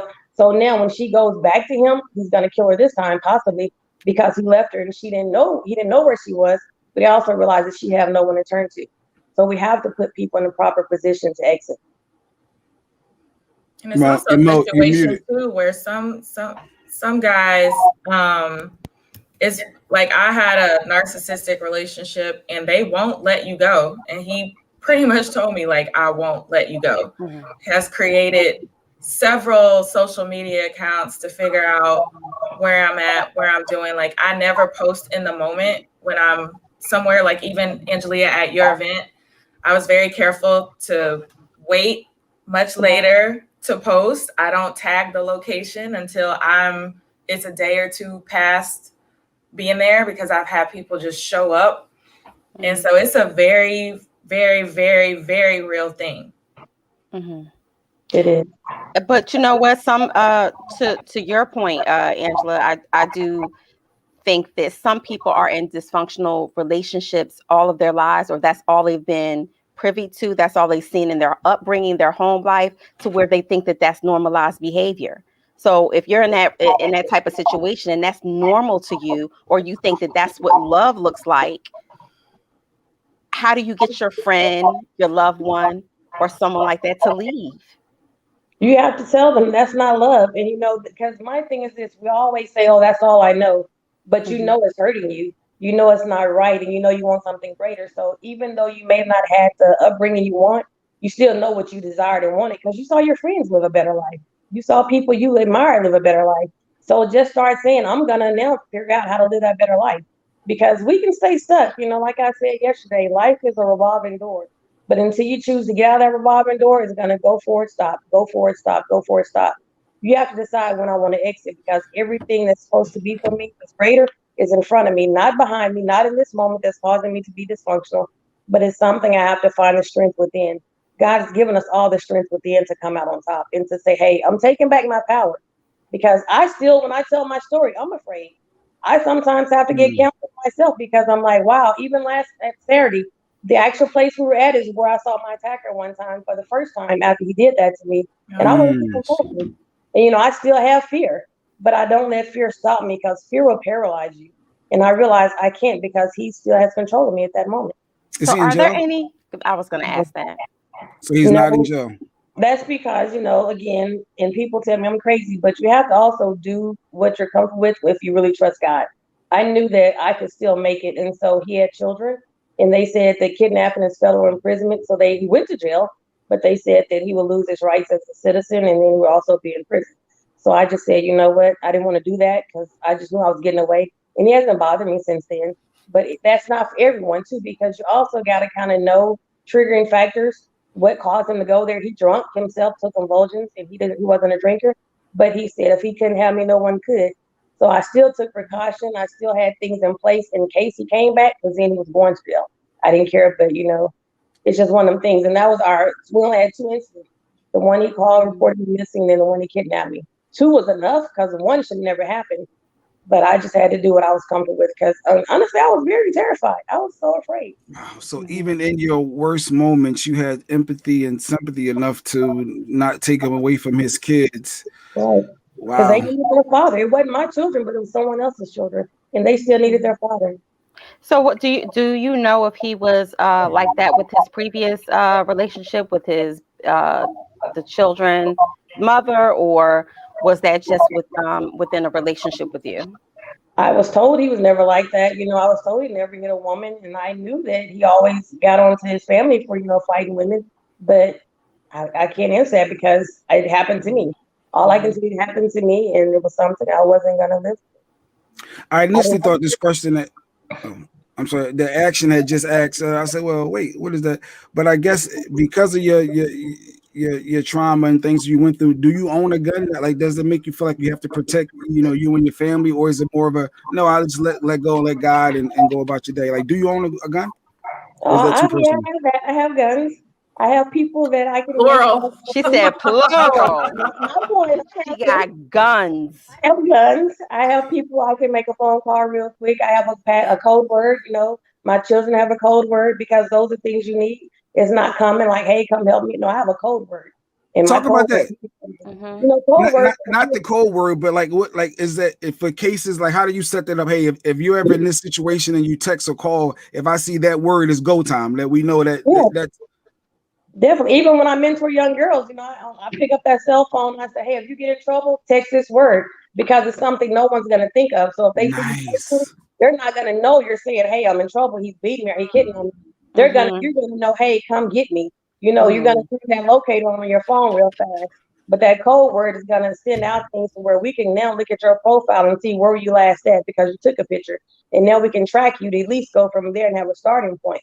But if you don't give someone a starting point or you don't reach out for help without your user attacker seeing what you're texting, he gonna think of what, I don't know, I'm just gonna make up a tree. He's not gonna think that tree means I need help. He's gonna think you were texting something stupid. You know, but I have words that are not random, so they'll never know what they mean. Wow. So living through your experience, what would you say to a 22-year-old, just reflecting back on your 22-year-old self, what would you say to a 22-year-old right now? I would say don't rush your life. You know, honestly, stop and live life, but don't rush your life. Don't look at TV and try to model your life after people you see because they're not happy. Those are people are just actors. And even the ones we see daily on TV or in the lifestyle, that doesn't mean they're happy. So make sure you do what's best for you. And then realize you're only trying to compete with yourself. How do you become greater every day? But just walk in your own authority, walk in your own assignment in life, and then make sure you choose wisely when someone chooses you. You know, look at their family upbringing. Go to the family reunions, like my pastor says, but that's important. Go be around their family. If they act crazy, that means they crazy. Because they are, I mean, you know, when they say the apple doesn't fall far from the tree, that's serious. You're still part of that root. And, you know, unless you've done something to change your lifestyle and to break the family curse, you're going to still be like that person at some point in life. And there was just so many things I shouldn't have done because if it's not quality, why accept quantity? I want quality. How did you get saved? What has the healing process looked like, Angelia? Because I know if for certain people, if they've gone through that multiple times, what did you do inward to say, okay, third or fourth time down the road, I don't want to see this happen again. So what does that look like for you? Like what steps did you take in order to heal and to get better? The healing process is daily, honestly. You know, you're never over it because there's too many things that are trigger points. I just had to realize how to control my trigger points. You know, I had to just make sure that I stayed spiritually grounded. I had to stay mentally capacitated to where I could listen to motivational speaking and not listen to rap music because that's only going to fuel what already triggered you. I had to make sure that I had a spiritual song that always lifts me up and encouraged me. At the event, we played Conqueror.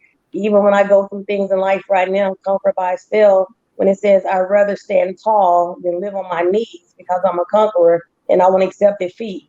That's what pumps me up because I have to know that no matter what I'm going through, I'm not going to stay on my knees. I'm going to get up, and even if I'm knocked down, I'm getting up again. But heal properly. It takes time to heal. Just don't say I can't come out of it because too many people want to say, oh, I just can't. I can't. Everybody has a pity party, but the pity party doesn't get you further in life. It doesn't progress you. So take the moment to get over it, you know, quit today, go back tomorrow, but just continue to strive to be great. Not to go back too far, but I am curious, how did you survive and come, like when he had you held hostage and he kidnapped you, how did you break free to escape? Did he have a change of heart and let you go? Did you, like, how, set that scene up for me? So after he kidnapped me and took me from North Dallas to South Dallas and drug me through the field, put me in an abandoned house. The house was dark. It was abandoned and boarded up. And so I realized I had a chance to escape, and I was padding my way through. And I end up and see, I'm like, I'm gonna be afraid today, but I'm okay. So even in the midst of that, I padded my way through. And then I jumped a fence, and because I went through the back door, jumped the fence, and I ran up a hill. But because I had been beaten so much, the pressure and the blows had me to where I couldn't move. And so when I fell and got up, I tried to get up and, you know, see, and I couldn't see. And I was like, oh my God, I'm blind. And because he was a big guy and I'm just a small country girl, like 5'5", 120 pounds. He was 6'3", 300 pounds. And I was beaten like a ping pong, you know, ball. But when I escaped, I got up and I couldn't see, and I heard someone walking. And I said, help, help, he's trying to kill me. But I couldn't see who it was. I just heard the footprints, the footsteps. So then after that, I was like, please help. And the lady says, I'm not going to call the laws on my MF kinfolks. And it registered with me why he took me where he took me, because they were afraid of his family. Then after this time, I heard some more footsteps. I still can't see in this empty field. And at that point, he comes up and I said, please don't shoot me. Don't shoot me. He's like trying to get away from me. I said, please don't shoot me. I said, if you're going to kill me, at least let me turn around because I can't see. Shoot me so you can see me and have a conscience, but take my body to where my son can find his mother. because my son was, like I said, 3 years old at the time. And I was like, I can't see. And he kept saying, yes, you can. I said, I can't see. At this time, I'm throwing up blood, having seizure convulsions, something I never had before until that moment. And then at that point, a car passed by, and I heard the car, but I couldn't see. And he says, well, that's the police. Call for help. I said, I can't see. And he says, that's police. I said, I don't want to get you in trouble because I'm not dumb. I can't see. So gratefully to God, I didn't believe him, and I couldn't see. So I didn't scream for help. And he says, you know what? That one police, I guess you really can't see. And so I said, please take me to the hospital because I had a heart condition. And I was like, I'm in trouble. I'm in trouble. I'm having seizures. I'm shaking. I can't stop. My heart is doing some crazy stuff. And he finally took me to the hospital at Baylor. And so that's where he was apprehended. Wow. Ooh, Lord. And which this is the crazy part, guys. Let me tell you this part because this is the crazy part. And that whole night, and that's why you said missing warning signs. Pagers had just come out. And I think when I logged in, you guys talking about pagers. But my pager had been going off, and I had to go back to working 2 jobs to take care of my son. I didn't know he had been stalking me this whole time. So he didn't have my phone number because I had no contact with him. So my pager was going off, and he got my pager number. This dude here kept paging me, but I didn't know it because I had just gotten the pager. So I don't even know how he got my pager number. But I just got it, and I was like, what is that? He was inside my house, had already broken in, was calling my pager, so he could have gotten a bill or something. And again, he didn't even know where I stayed. He stalked me, and that's how he found me. And so I'm like working at Federal Express at the time. I'm like, who is this? What is this? And he had been calling me. So when he went to jail and I was in the hospital, my pager's still going off again because this was a Friday night. That Saturday, my pager's going off again. And I asked the chief of police, I said, can I see what this is? It's got to be a family emergency. And it was him calling me from jail. And he had the audacity to say, listen to this. I hope you're okay. But when you get out of there, come get me out of this mess you got me in. Wow. So still pushing the ownership of domestic violence onto you and projecting onto you. If you wouldn't have did this, I still gave him grace. And you still had compassion for him through all that and didn't want to see him in prison for many years. Wow. Yeah. But now you're out and you say you're not worried. He hasn't approached you. Family hasn't approached you. I commend you, honestly. I don't know if the average another person would be able to say that, hey, no, I'm gonna let him be here for his kids and not worry and know God has me. So you are amazing. That is a phenomenal story, Leah. You're right. And thank you for sharing your testimony, because I know a lot of times it could be re-traumatizing just to even have to continue to recount that to people.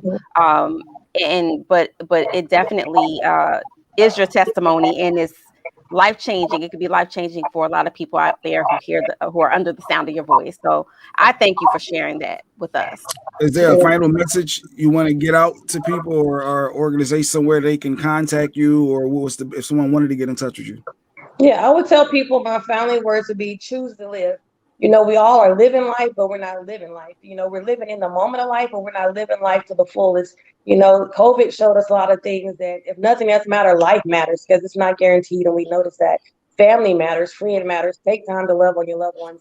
And then if you want to follow our organization or get involved and help us, go to My Story, Our Journey, and then leave us a message and a phone number. We love to help. If you need mentorship, there's a website, Angelia Dunbar, where I can help you there as well. All right. So thank you for taking time joining us this morning. I truly appreciate it. I feel enlightened. I'm being honest. The code word thing, that's one of my biggest takeaways. And we're gonna have a family code word. Come up for something. The bat signal is up. Like that's genius, and I love that, and gotta instill it in my son and daughters and go from there. But thank you, Angela. Thank you so much for sharing time with us this morning. Thank you. Thank you. All right, boom. Amazing. That's amazing. Yeah, I told you. Leah know a bunch of amazing people. You know a lot of amazing people. Right. That was inspiring. Let's ask you real talk. Mo, are you prosecuting? Is that guy in jail right now, Mo? And then Leah, you next. And I understand everybody has to walk their own journey, you know, and do what they're comfortable with. But for me, I would say yes, because of the field that I'm in, and because I see so many people who are repeat offenders, and the next person is not so lucky. Meaning the next person, you know, does not get away like the other person did. But of course, again, as a victim, you know, that's hard to say, because, you know, you can only walk as far, you can only walk as far as you can go. And I mean, her story is so amazing, and it's just by the grace of God that she escaped, you know. And so I do understand where she said at one point, I can only I had to do what I felt comfortable with doing, and she wasn't in a comfortable space. So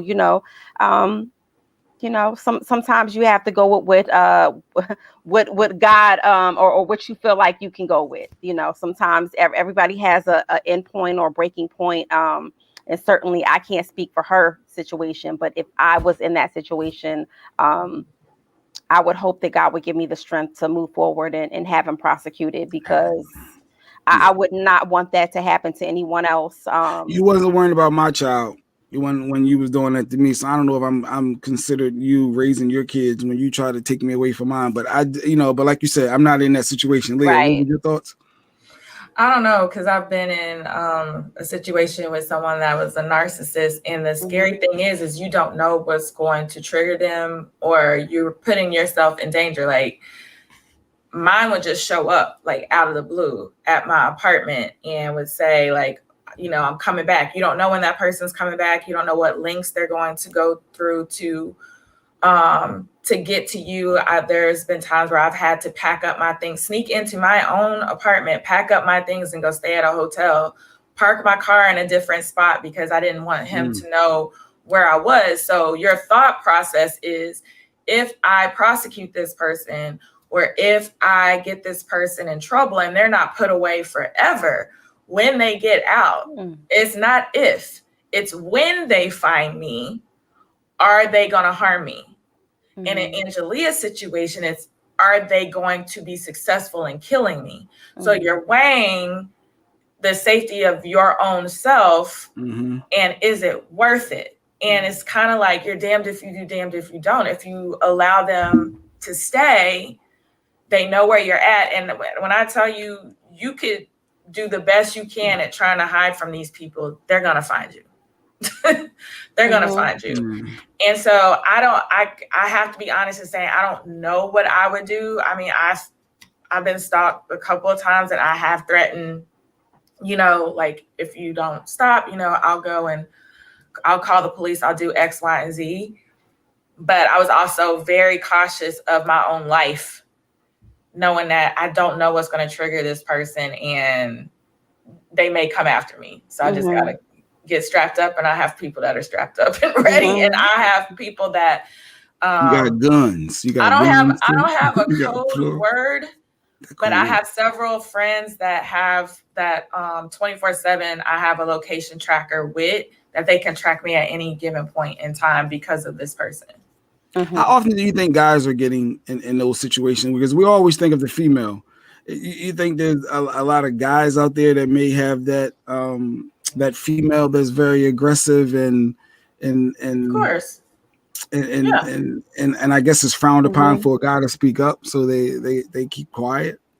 Men are victims of domestic violence too. Like that's an equal opportunity crime is what I call it, because but it's underreported with men because they feel like, you know, it's not masculine, or they feel like, you know, who's gonna you know, believe them. People are gonna look at them funny if they say a woman is abusing me, or if they're in an abusive relationship and they don't know how to get out.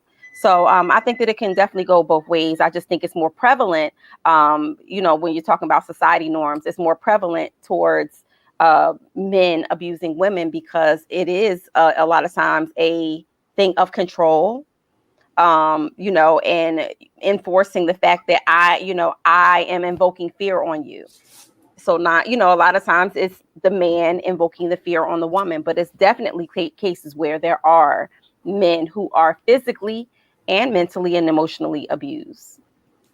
Yeah, Yeah, so I don't know. I feel like I needed a comedic relief with Mike. I needed a joke or something. It's too heavy. This is too much. This is Jay too Black, much. are you abused? Give me a password. I don't give know. Me give me your code word. My wife hollers at me. I think that could be abuse when she hollers. I'm like, why are you hollering? That's abusive. Like, why are you hollering?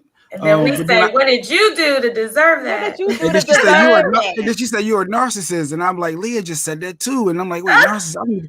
I need to Google what narcissist means. Yeah, because my wife said that before, but I think she said it when she was just mad. I don't know if that's really true, but I think maybe she was mad. You don't want to be a narcissist. I don't want to be a narcissist. No, that's actually a condition that cannot be healed. Like no matter how much therapy they go through, they cannot unwind that. That is a character flaw. That's beyond the scope of my helping mechanism here. I can't even help you with that. Yep. Can't help you with that, Jay Black. Yep. But Jay, you're a great guy, but you are controlling. Good morning, controlling. They said the code word is banana. You do have narcissistic tendencies. You do have narcissistic tendencies. I didn't say you had the diagnosis. I just said you had the tendencies or the symptoms. Okay. Ish, narcissistic-ish. It can't be bananas though. It can't be, but cold word can't be Scrapple. Bacon. No, bacon is common dialogue for me and my family because I love bacon.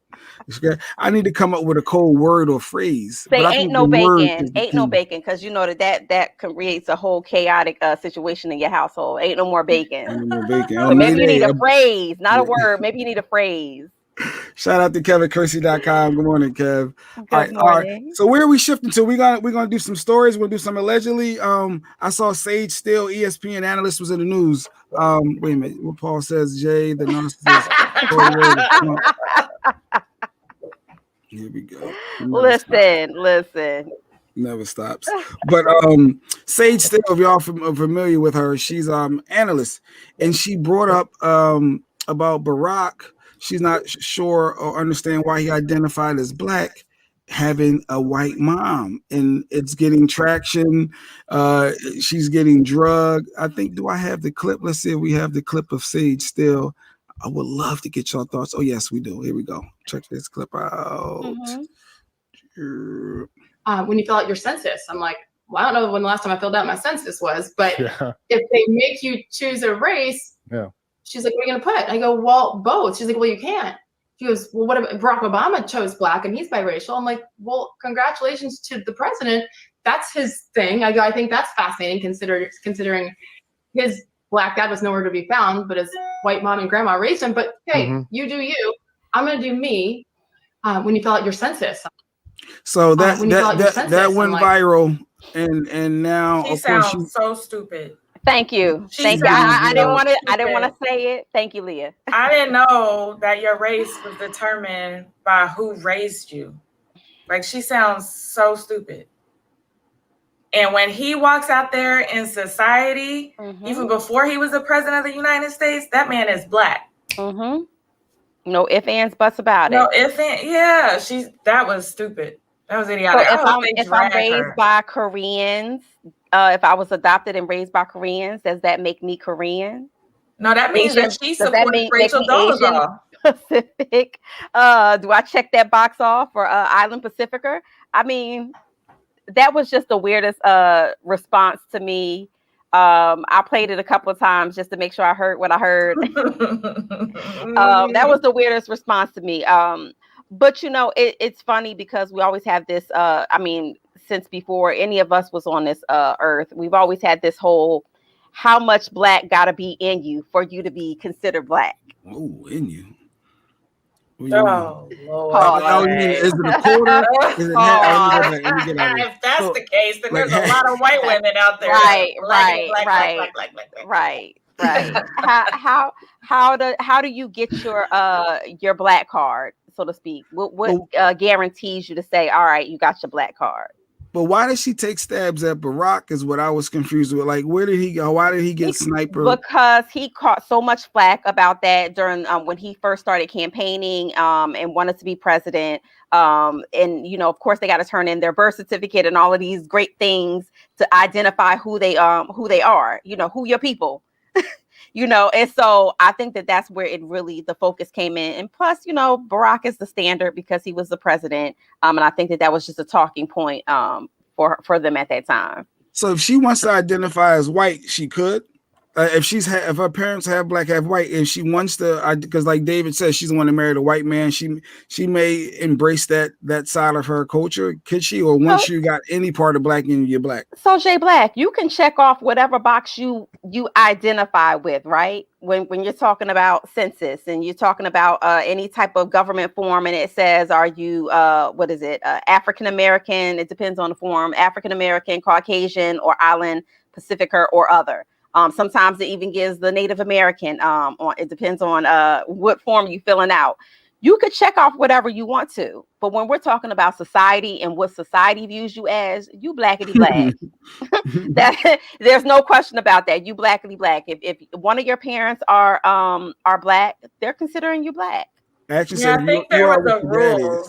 There was a rule about a certain amount of. It used to be. Mm-hmm. Yeah, there was a rule. Like if you were this percentage, like that black gene is dominant, therefore you are black. But if we take her argument, then we can't get mad at Rachel Dolezal, who said, I'm a black woman. I'm just white on the surface. Yeah, I identify as. We can't get mad at Rachel. She out here braiding hair and everything now.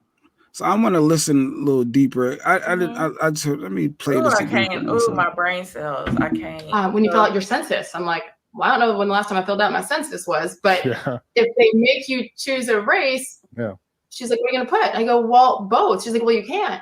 She goes, well, what if Barack Obama chose black and he's biracial? I'm like, well, congratulations to the president. That's his thing. I go, I think that's fascinating considering his black dad was nowhere to be found, but his white mom and grandma raised him. But hey, you do you.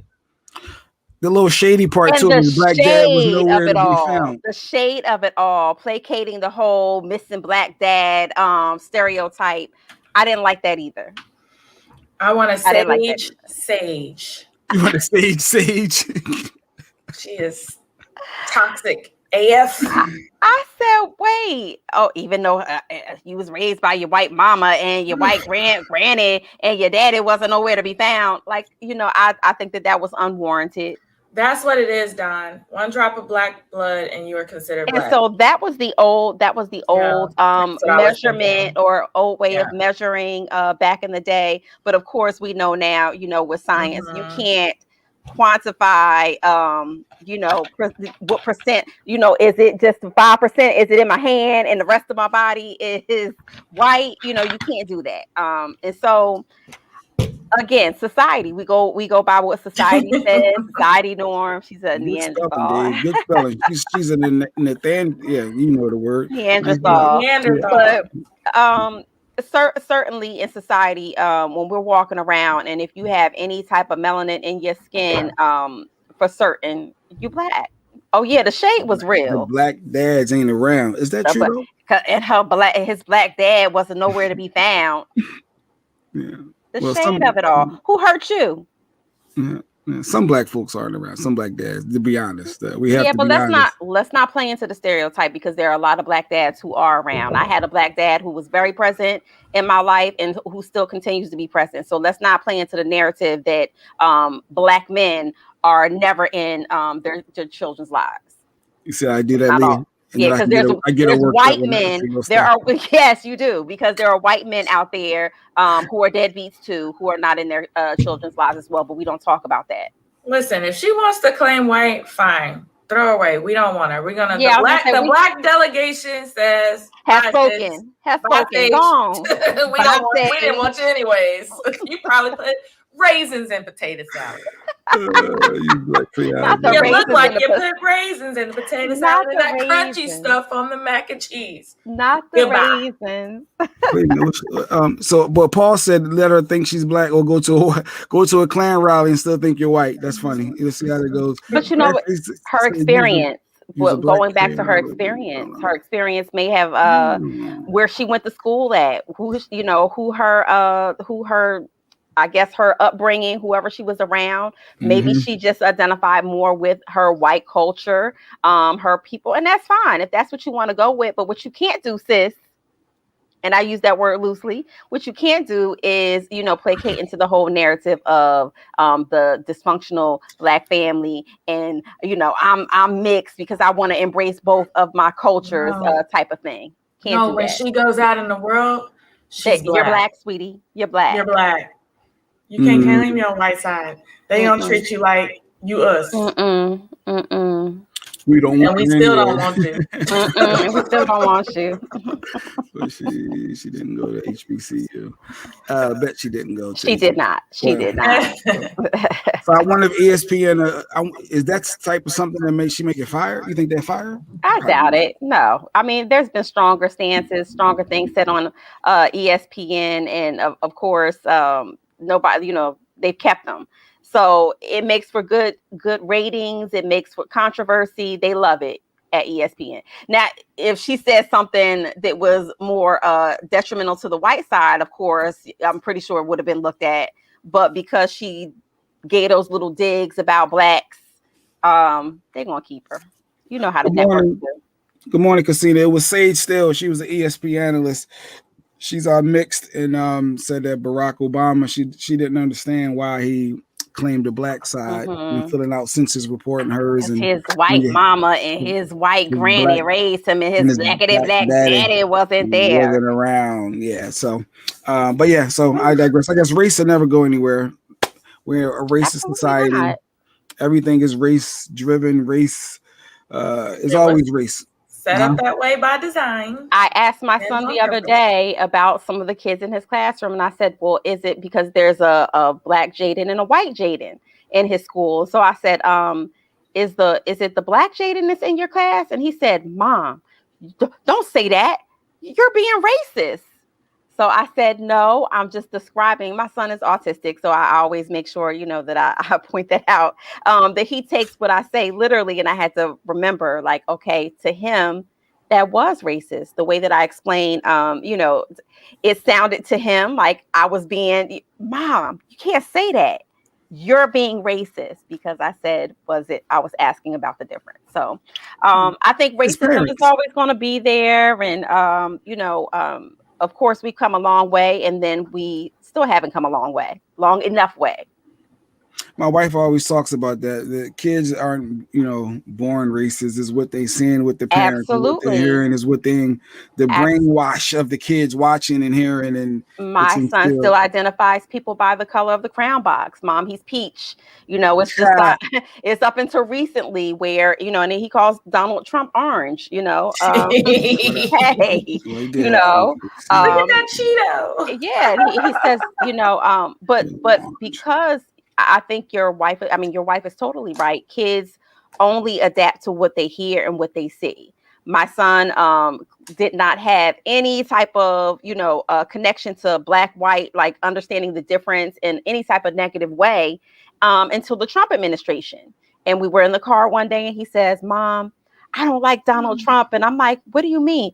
He's the worst. And I'm like, well, what do you mean? Because I always teach him, you know, you judge people. I need you to tell me why. What's your why?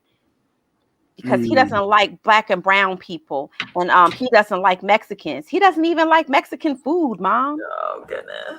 Yeah. And so that's because during the time you drive your kid to school, wherever they go, if they're passing by, hearing conversation, they're hearing these things. So are we nominating Sage Still Stupid Dummy of the Week? She nominated this week. Sage is Stupid Dummy of the Year for the rest of the year. She is on that list. No, she can't be the year. For that comment, she's on that list. As long as we always have, where's this clip at, Mo? As long as we got this person here, it should never be overruled. Where's this clip? I love this clip. I think this is going to always be for the year. Here we go. Right? You can't look on your camera, right? Clean that shit up there. Because like I said, I asked for fucking help, right? I asked for fucking help. And nobody wants no fucking help. Nobody wants the fucking help. Right? Now y'all got some cleaning up the fucking store. You know what? No. Since y'all can't find it. I love that. Listen, I love that. She gets the Stupid Dummy of the century. Like for the rest, of her life, As long as she's on this earth, she gets the Stupid Dummy Award. She's definitely going on the list. Oh God! What can Cena say? Well, who's responsible for reading comments? Okay, I'm sorry. Casina says it's funny. I'm a mix, laugh out loud. But if asked, I'll say black. I acknowledge the other part if someone asks, but for the most part, I say I'm black. And so that's who you identify with. And honey, that's who society thinks you are. David Burns says we really need to teach our kids about different cultures and languages of the world. I agree, David. He said, I push this issue to my wife and kids a lot because they got to learn something new every day from the moment they said out of their mouth, positive. You want to take those words of motivation with you wherever you go. Bam. And Tam says, Walgreens girl. Yes. Stupid dummy. Stupid dummy. For real. For real. All right. So I guess we got to shift gears. That was fun. What else was in the news? I saw T-Pain. Y'all see that post? When IG came back up in Facebook, I ain't gonna lie. I hit refreshed. I did feel like, I usually look, there's always a couple of stories that stand out. And I saw T-Pain had posted about his grandmom having COVID. And then somebody had said something to him. Where is it at? T-Pain. You know, COVID is a touchy situation. Anytime you're bringing that up, you're going to have your lefties, your righties, your Republicans. Anybody's going to come out the woodworks to comment. So you can read. Has an opinion about that. So read what he posted, Mo, and then read what's. I guess that's what we call a troll respond, and then his response. You want me to read that? And I ain't got my. I can't see J Black. Right. I told you So I lost my contacts, everything in the hotel. T-Pain posted, bro, my 97-year-old grandma is in the hospital alone with COVID that she got from her freaking nurse. What the F is wrong with people, man? Please, y'all, just explain it to me. Just help us in this effing stuff, please, people. So I'm guessing he's supporting getting the vaccine. So somebody responded saying, we could assume the nurse was vaccinated and asymptomatic, so clearly had no clue that they had COVID. But that's not that's not going to fit the agenda that T-Pain is pushing. That's what the troll said. And then T-Pain responded, she was not asymptomatic. She was sent home, and the hospital had to contact every patient that she had come in contact with. Grandma got tested, and when she got there was negative. Then my screen cuts off here for a little bit. But we know that that's not how COVID works either, right? Because you can test negative and then 3 days later test again, and it shows up. So how does he know that the nurse was aware that she was COVID positive? I think that in most healthcare facilities, they get tested like every 3 days or something of that fact, or maybe once a week, depending on where you are. But who's to say? I mean, I'm pretty sure as a healthcare professional, she didn't get up and say, you know what? I got this good COVID and I'm going to go to work today and I'm going to give it to as many people as I can. Like, go spread this. Yeah, who the hell does that? Like, so I just think that, of course it was somebody near and dear to his heart. So he was probably sensitive about it. But I can't see a nurse just going to work today and deciding, you know what, I'm just going to expose people. I'm going to spread this to people. But I think it goes to the troll. There's trolls always trying to downplay the virus that it exists, and fitting their agenda, and I guess trying to lessen the blow of him sharing that story. I think that was the whole takeaway of him trying not to highlight that it's real. You think that's what it was, Lee, or no? I read it that like T-Pain misinterpreted what the guy was saying about who was asymptomatic. I think the guy was trying to say that maybe the nurse was asymptomatic, and T-Pain took it as though his grandmother, and he's like, no, she wasn't asymptomatic. And that's not what the guy was saying. He's like, maybe the nurse was asymptomatic and she didn't know she had COVID, and that's how it happened. But that wouldn't fit the agenda you're trying to paint here. So I didn't take it as somebody that was one of those people that get, trolls and tries to get upset. I just think it's somebody that's like, you're kind of blowing this out of proportion. This is possibly what could have happened.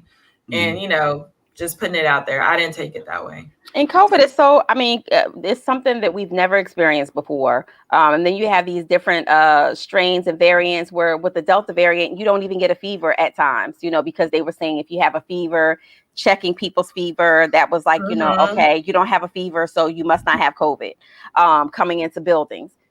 It's so many new things that we're finding out daily about COVID that, you can't fault somebody. You really can't go back and say, oh, this nurse was being irresponsible by coming to work. What we are finding out is things are changing. Rules are changing. When you talk about healthcare, I saw that now you're going to be charged more potentially in your city and states if your partner or mate does not have the vaccine. This is like healthcare warfare. Louisiana healthcare will charge workers more if spouses and domestic partners are not vaccinated. So you mean to tell me if I go get vaccinated and I'm good money, but my man decides I'm not taking the shot, my premium is going to go up? That's crazy. Yeah, you got to pay more money. You got to convince your partner to get that vaccine. I mean, it does make you everything, all these signs of why are they pushing so hard. But I got to pay more money for my health care because you don't want to get the shot. So that can cause friction within the relationship, possibly, or in you getting off my premium. How about that? If you decide that you don't want to get the shot and they tell me that my premium's going up, guess what? Guess who ain't gonna be insured? You on your own. You on your own, bruh. You on your own. Just like that. Just like that. It's just like that. If you want my insurance, you getting off. Or just get the vaccine. How about just get the vaccine? Obamacare. How about just get the vaccine? It's helping anyway, right? So Jay Black, here we go with the allegedly, because again, we're diving into something that we don't have all of the evidence-based studies on because we don't know. And it's new. So again, I think it's a personal choice. I'm so sorry about that. I just lost another family member to COVID yesterday. And I've been said fever is a late sign. So, you have it from a nurse practitioner, from a medical expert, that all of the things that we thought in the beginning were clear-cut signs of testing, a COVID positive test is showing up late in the game. And Jaquisha says she would quit that job. I think this is for your health. Louisiana health care will charge. No, these are for the people. These are us. This is not workers. So again, going back to the narrative of, our society, our Black and brown people, who the majority are on state health care. When you look at the numbers, so you're basically telling me if I'm on Louisiana state health care and my husband or spouse decides not to get it, you gonna drop me? Or my premium is going to go up? Yeah, you got to pay more money. Convince your partner or your spouse to get it, or you pay more. I ain't convincing him of a damn thing. He's just going to get off my policy. That's how that's going to go. Something about the COVID is just not right. Yeah, when we have to care about, yeah.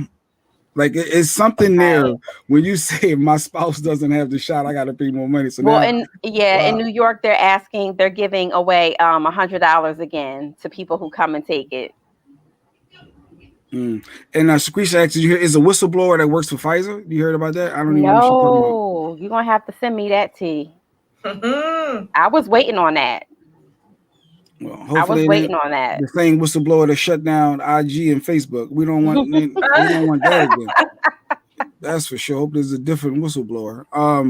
But yeah, that stuff is all real. That's real. So hey, but we're not being forced to take it though, right? Like it's still all optional. They're just putting the obstacles in front of us. It depends on where you live, because in New York, if you cannot go in a restaurant, right, and eat, you can't go in grocery stores, you can't go to any type of social outings without having that card. That's a major thing. That's a game changer, because if other states follow suit and start shutting down places or where you can go to where necessity, you're talking about grocery stores, CVS's, things like that. If they say you can't come in here unless you have a vaccination card, what is that going to do for just people's well-being altogether. You're going to start seeing a lot of people who are depressed because they're being exiled or kind of, taken out of social situations, social engagement. You're going to see a lot of stuff. Yeah, Shawn says like driving a red car, so you can raise your premium, you can raise your insurance. So hey, no COVID shots is just going to be similar to that. You're going to have some higher rates, which is crazy. Texas is forcing it now. Unless you drop him from your insurance. Increasing insurance is saying to lose my job. Yes, it is forcing. It is. That's why I said it's medical warfare. I think that's just. Actually, when she says forcing, I saw a post from Mario. I think we got that. Mario had posted that is not being forced. What did he say? No one is forced to do anything. Influence, yes. Forced, no. There has been two main weapons: fear of death and fear of poverty. Mm-hmm. Does that make sense? So, isn't that kind of forcing your hand to say? It's kind of like saying, "Eat this or die. Take this or starve to death. Take this or you ain't going to be able to feed your family because I'm going to cut off all your resources and your means of doing so." That's not force. You tell me, Leah. Is that forced? I feel like, in my opinion, I'm with Mo. I feel like it is, because you're not really leaving people with much of a choice. Like, you're, at some point, they're being denied of like basic human rights at a certain point, forcing them to comply. So I don't know. Maybe he was trying to sound really smart and intelligent. It didn't land. It didn't land with me. It didn't resonate. It did not land with me. Sorry. He tried to sound smart, and he came off dumb. It didn't land. Oh God, that's crazy. All right. So y'all are funny with this COVID stuff, but yeah. So I got mine.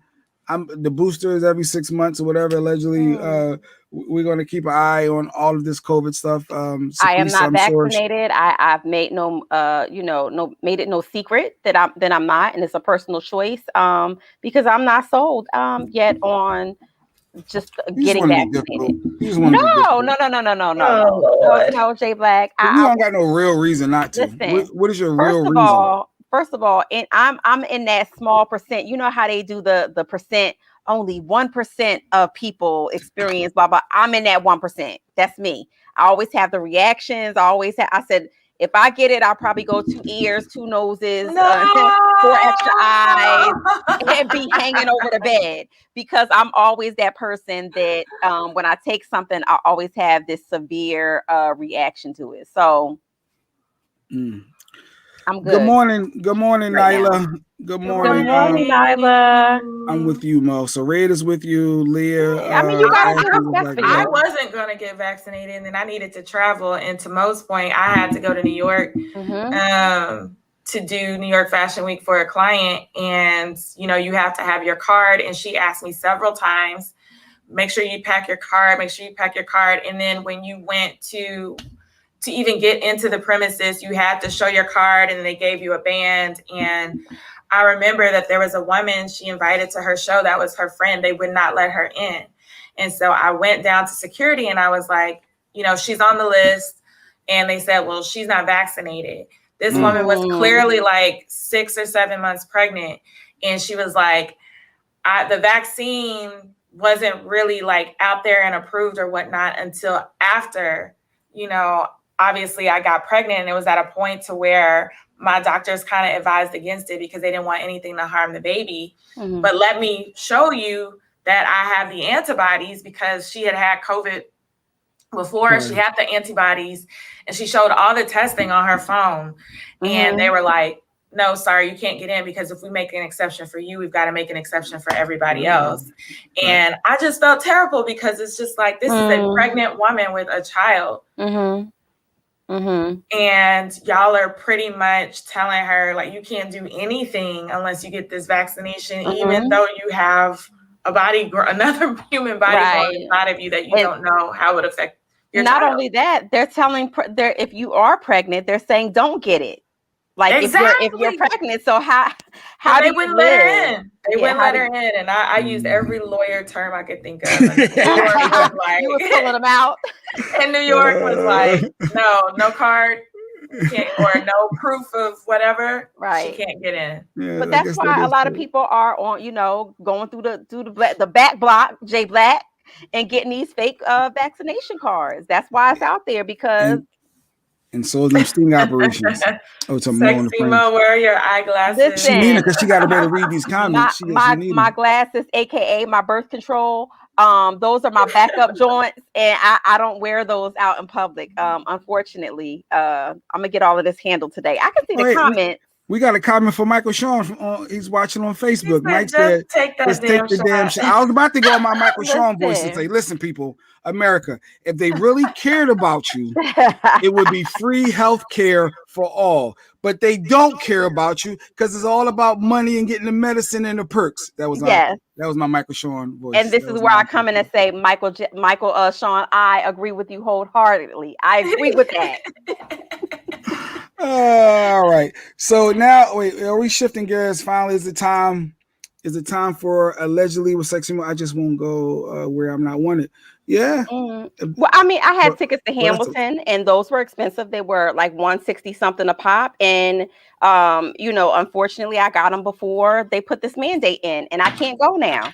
And so I think it's going to go to. Did you sell the tickets? I have not sold the ticket yet. I'm waiting to see if my sorority sister is going to be able to take care of that.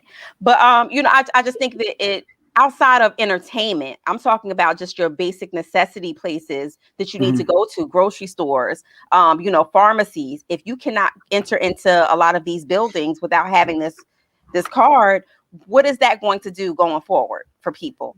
Senior citizens who have not been vaccinated. What is that going to do for that population of people?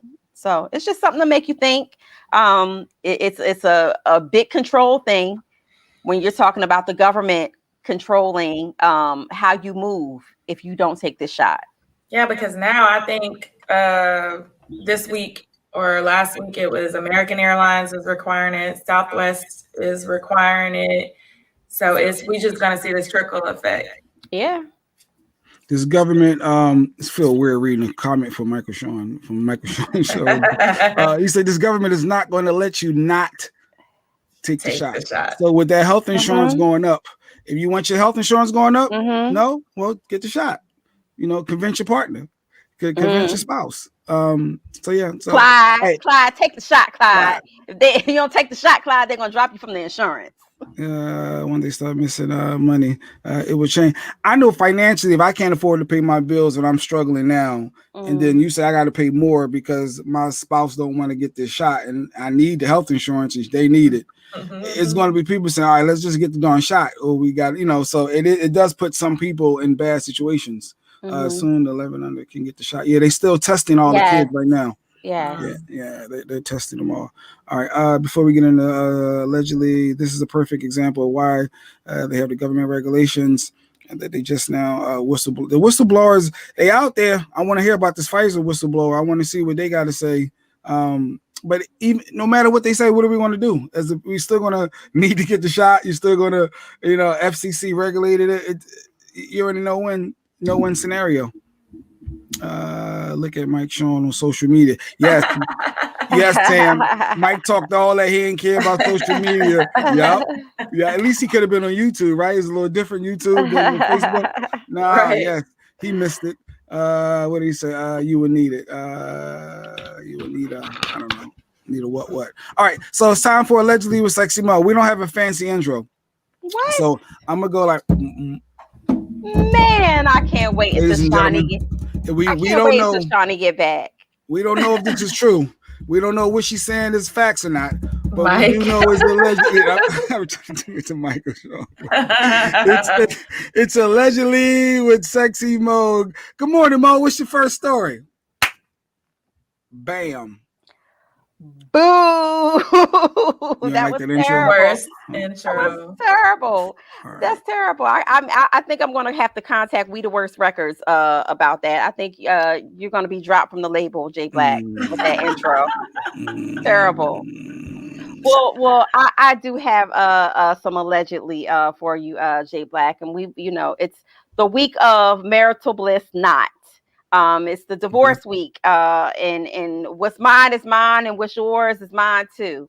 Dr. Dre's wife is claiming that he has a love child out there. I saw that. He is dropping that into, and it's like clawing at this whole divorce proceeding. I reported not too long ago that the judge has issued, that Dr. Dre has to pay her legal bills now, right? Mm-hmm. So the longer that he technically holds out on providing more money or providing what her side is asking for, it's more bills that she's amounting for her legal counsel. And so she's getting the money either way. She's tapping on his bank account either way it goes. And so, yes, she's claiming now that he has a secret love child that was made during the time that they were married. And so, what say you, Jay Black? Do we believe that? I mean, I guess if there was a love child, if someone would know, it would be his partner, because he would have at least shared or said, "Hey, I don't think it's mine," or "I'm paying for this." And but do we really believe that there's a Dr. Dre love child and she hasn't spoke up? The baby mom hasn't said anything. So she never put it in the initial when she filed the first motion. She never put that in there. So this is just coming out. I don't know if I believe it, but then again, I guess if it was a baby mom and he probably paying her, she gonna keep quiet. Exactly. Maybe she's one of the good ones that ain't gonna talk. That he put run me my bag, somewhere. Dre, run me my bag. Run me my bag, and I keep my mouth shut. Just make sure that check hit every month, same time, same bad channel, and we good. Don Page said he's with Mike Shawn. She's going to disappear. Send me my hush money. I'm good. She's going to disappear. But she's getting paid. His ex-wife, she's getting her money. If anything happens to her, everyone is going to be looking at Dre, and he got to prepare for the Super Bowl halftime show. So we need Dre.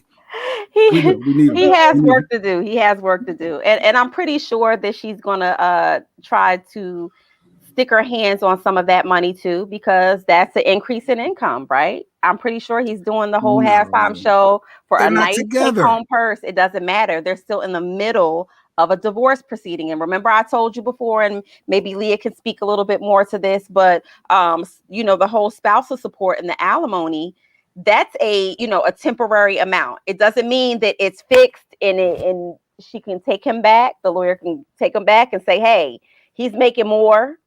We in the middle of this. No, I think you're wrong. From the date that they filed that divorce and they started, anything I earn after that has nothing to do with you, because it's just like child support. Unless she had a hand in spearheading whatever opportunity that was, or they can prove that she was a factor in him getting that opportunity, or she had been in the past, and that's a little bit different. And that's why I'm hiring Leah Frazier. If I ever get a divorce, get married and get a divorce. I'm gonna be like, oh, remember when I actually gave you that idea back in such and such, and I wrote it on a napkin and I have it in writing? Bam! Yes. Give me my money. It's all in the wording, Black. It's all in the wording. For gold diggers, we need a new word for that. That's crazy. If she come up and say, well, I suggested you do the Super Bowl halftime show 5 years ago and whatever. No, that's crazy. And she get a piece of that.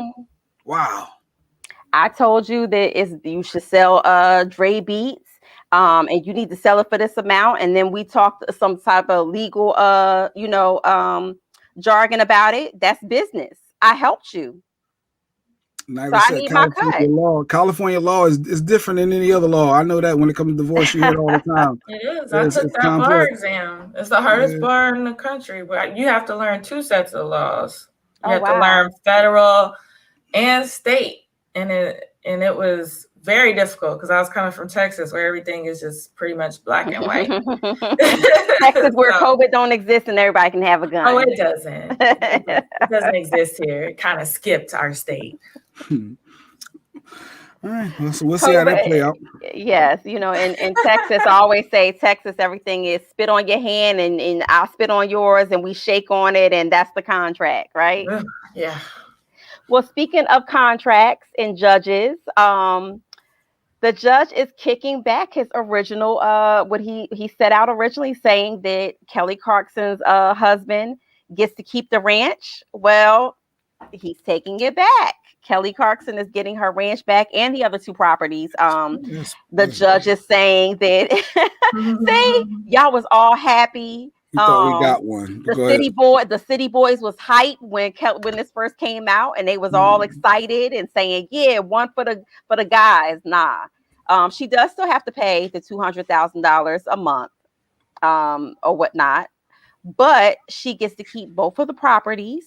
Because the judge said basically she brought it with her money. And the other two properties that she's getting to, you know, it came before they were together, and so it's not part of the marital split. So he's trying to fight it, but the judge said it's a no-go, and and so you know, it's a win-win for her. Is it because his income? Is it because his income, what he brings, what he offers? Is that why? Maybe. Well, no. Well, in this case, as far as the property, it wasn't part of the prenup. It doesn't align or fall in line with the prenup. So why does she get it then? Because she brought it with her money. She purchased it before I guess they were married. So it was solely in her name. It's not part of the premarital split. So in that state that they're getting divorced in, evidently there's the whole 50-50 or whatever rule. And Leah, maybe you could speak more to this. Community property. If they made some enhancements. In Montana. They remodeled the house, which made the proper value higher. He played a part in that. Well, Jay Black, he's claiming that his monthly salary is only $10,000 a month in comparison to Kelly's salary. So Kelly is already paying him $200,000 a month in alimony. So, dog, take that 200 racks and keep it pushing. Don't try to fight her over the ranch, which it's a huge ranch. But the amount of money that he makes, in addition to what she's providing in alimony, he still couldn't really keep up with the upkeep of the ranch. She got to pay legal fees like Dr. Dre's wife. With Dre, still got to pay their legal fees to fight against himself. Well, only if they ask. Like, you know, only Dr. Dre's attorneys, his wife's attorneys asked for those legal fees to be paid. So if you don't put it in your, I think if you don't put it in your motion, yeah, you have to ask for attorneys. You have to ask for that. You just don't get those. It's not an automatic. So Jay Black, and just in case, you know, Lady Q be like, you know what, Jay Black, I'm sick of your controlling ass and I'm out of here. Allegedly. I said just in case. You said you were controlling. It's not allegedly. I said a little bit, but allegedly. Roll back the tape. Roll back the tape. Roll it back. You admitted it. You admitted it. You admitted it. Jay, so you have selective memory. I'm learning. I'm glad Leah Frazier said it, because when I say it or when Mike say it, it's a whole battle. It's a whole battle. Now somebody else came on the show to tell your ass that you only you selectively. I don't remember that. I bet you don't. Allegedly. No, it's not allegedly. You admitted 2 hours ago. Like, run it back. I don't believe you, but okay. If you say so, maybe I gotta look into it deeper. I don't know.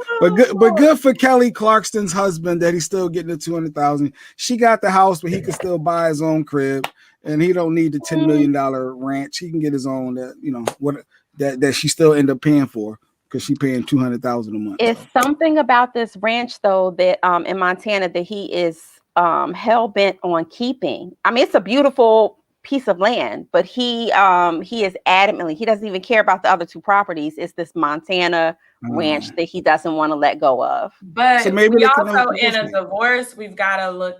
Like sometimes people get really vindictive. He could just be wanting it because that is her prized property. That's something she wants near and dear to her heart. So maybe she's not fighting as hard for the other two and he wants to stick it to her. So all of a sudden he cares about this ranch and he wants to fight for it. And you see that all the time in the family law courts, like people fighting over the stupidest thing because they don't want their spouse to be having an ounce of happiness. All of a sudden you care about the thing that you never cared about for the 20-25 years they were married.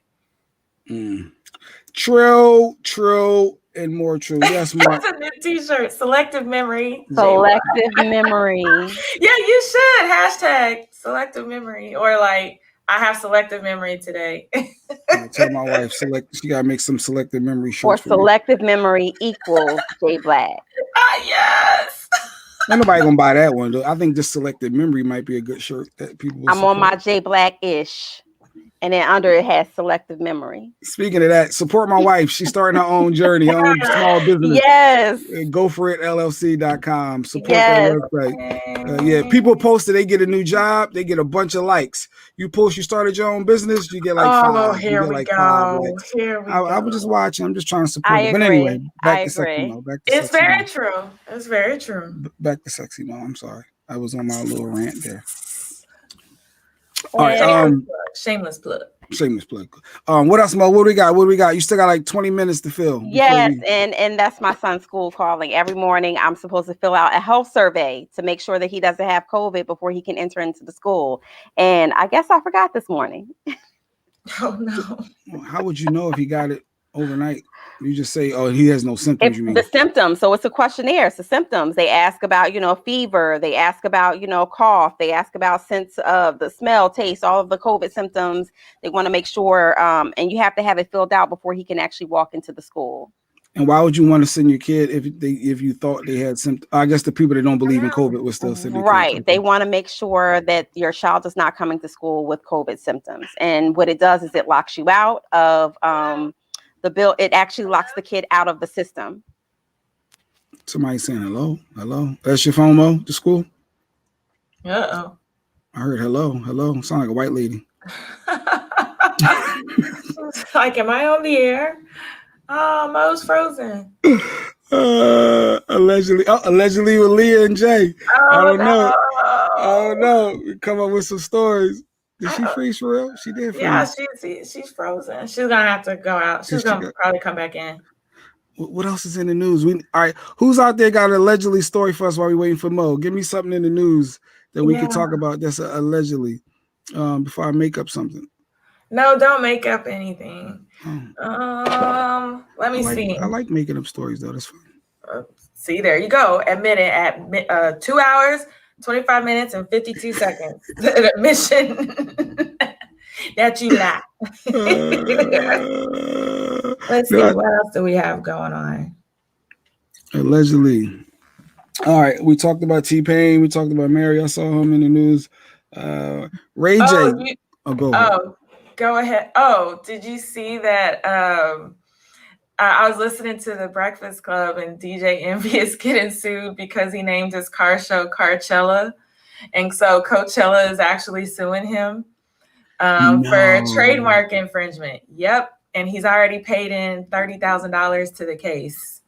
And so he was asking people whether or not they believe that he should fight the case or whether he should go ahead and change his car show's name. I believe he got merch. He got shirts. He got jerseys. He got chains made. And he's been rocking with Carchella for a minute, so they sat on it. No, they didn't sit on it. He apparently, it was called Drive Your Dreams before. He had already trademarked that.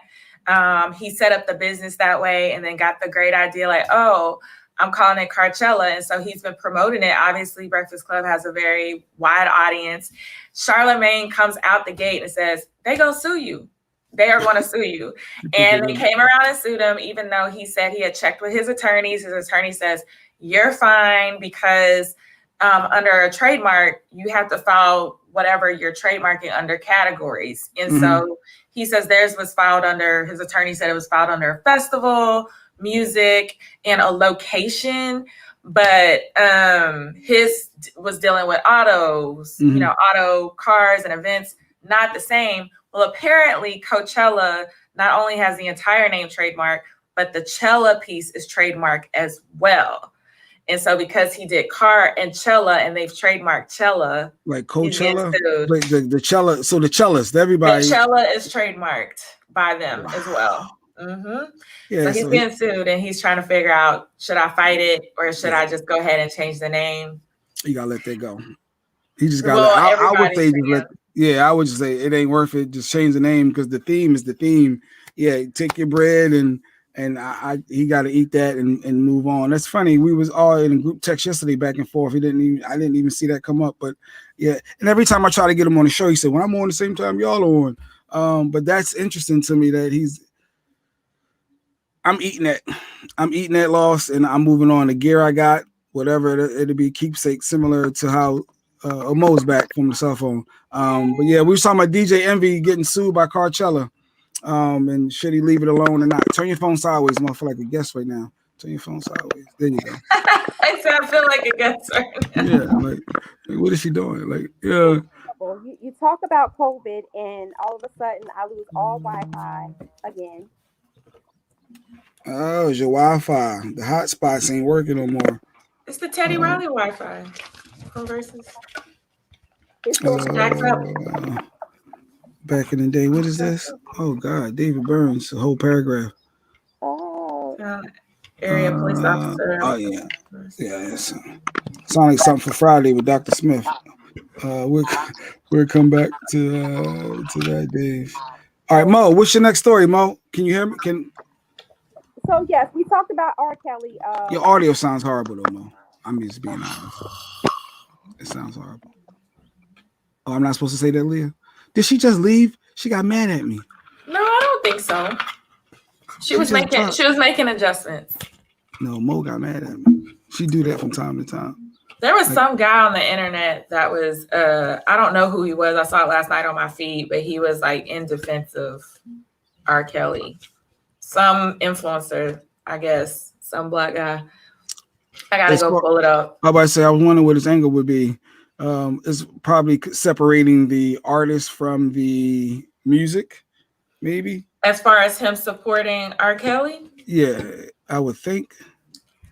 The guy was blaming the parents and was saying that we were focusing too much on the young girls, that there should have been more of a focus on the parents because the parents pretty much sold their daughters to this man for money. And so pretty much it's not R. Kelly's fault. Like he was alleviating the blame from R. Kelly and putting it more on the parents, and people just dragged him, which they should, because these are young girls whose lives are now ruined forever.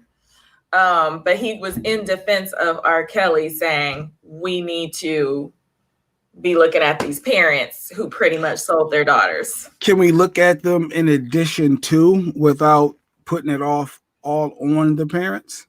Meaning, I do think parents played a role in supporting his sick thought process and how he handled, and moved and manipulated a lot of those young girls and minors and all that. But I do think the parents play a role, but I don't think it's solely on the parents, because parents are there to protect, right?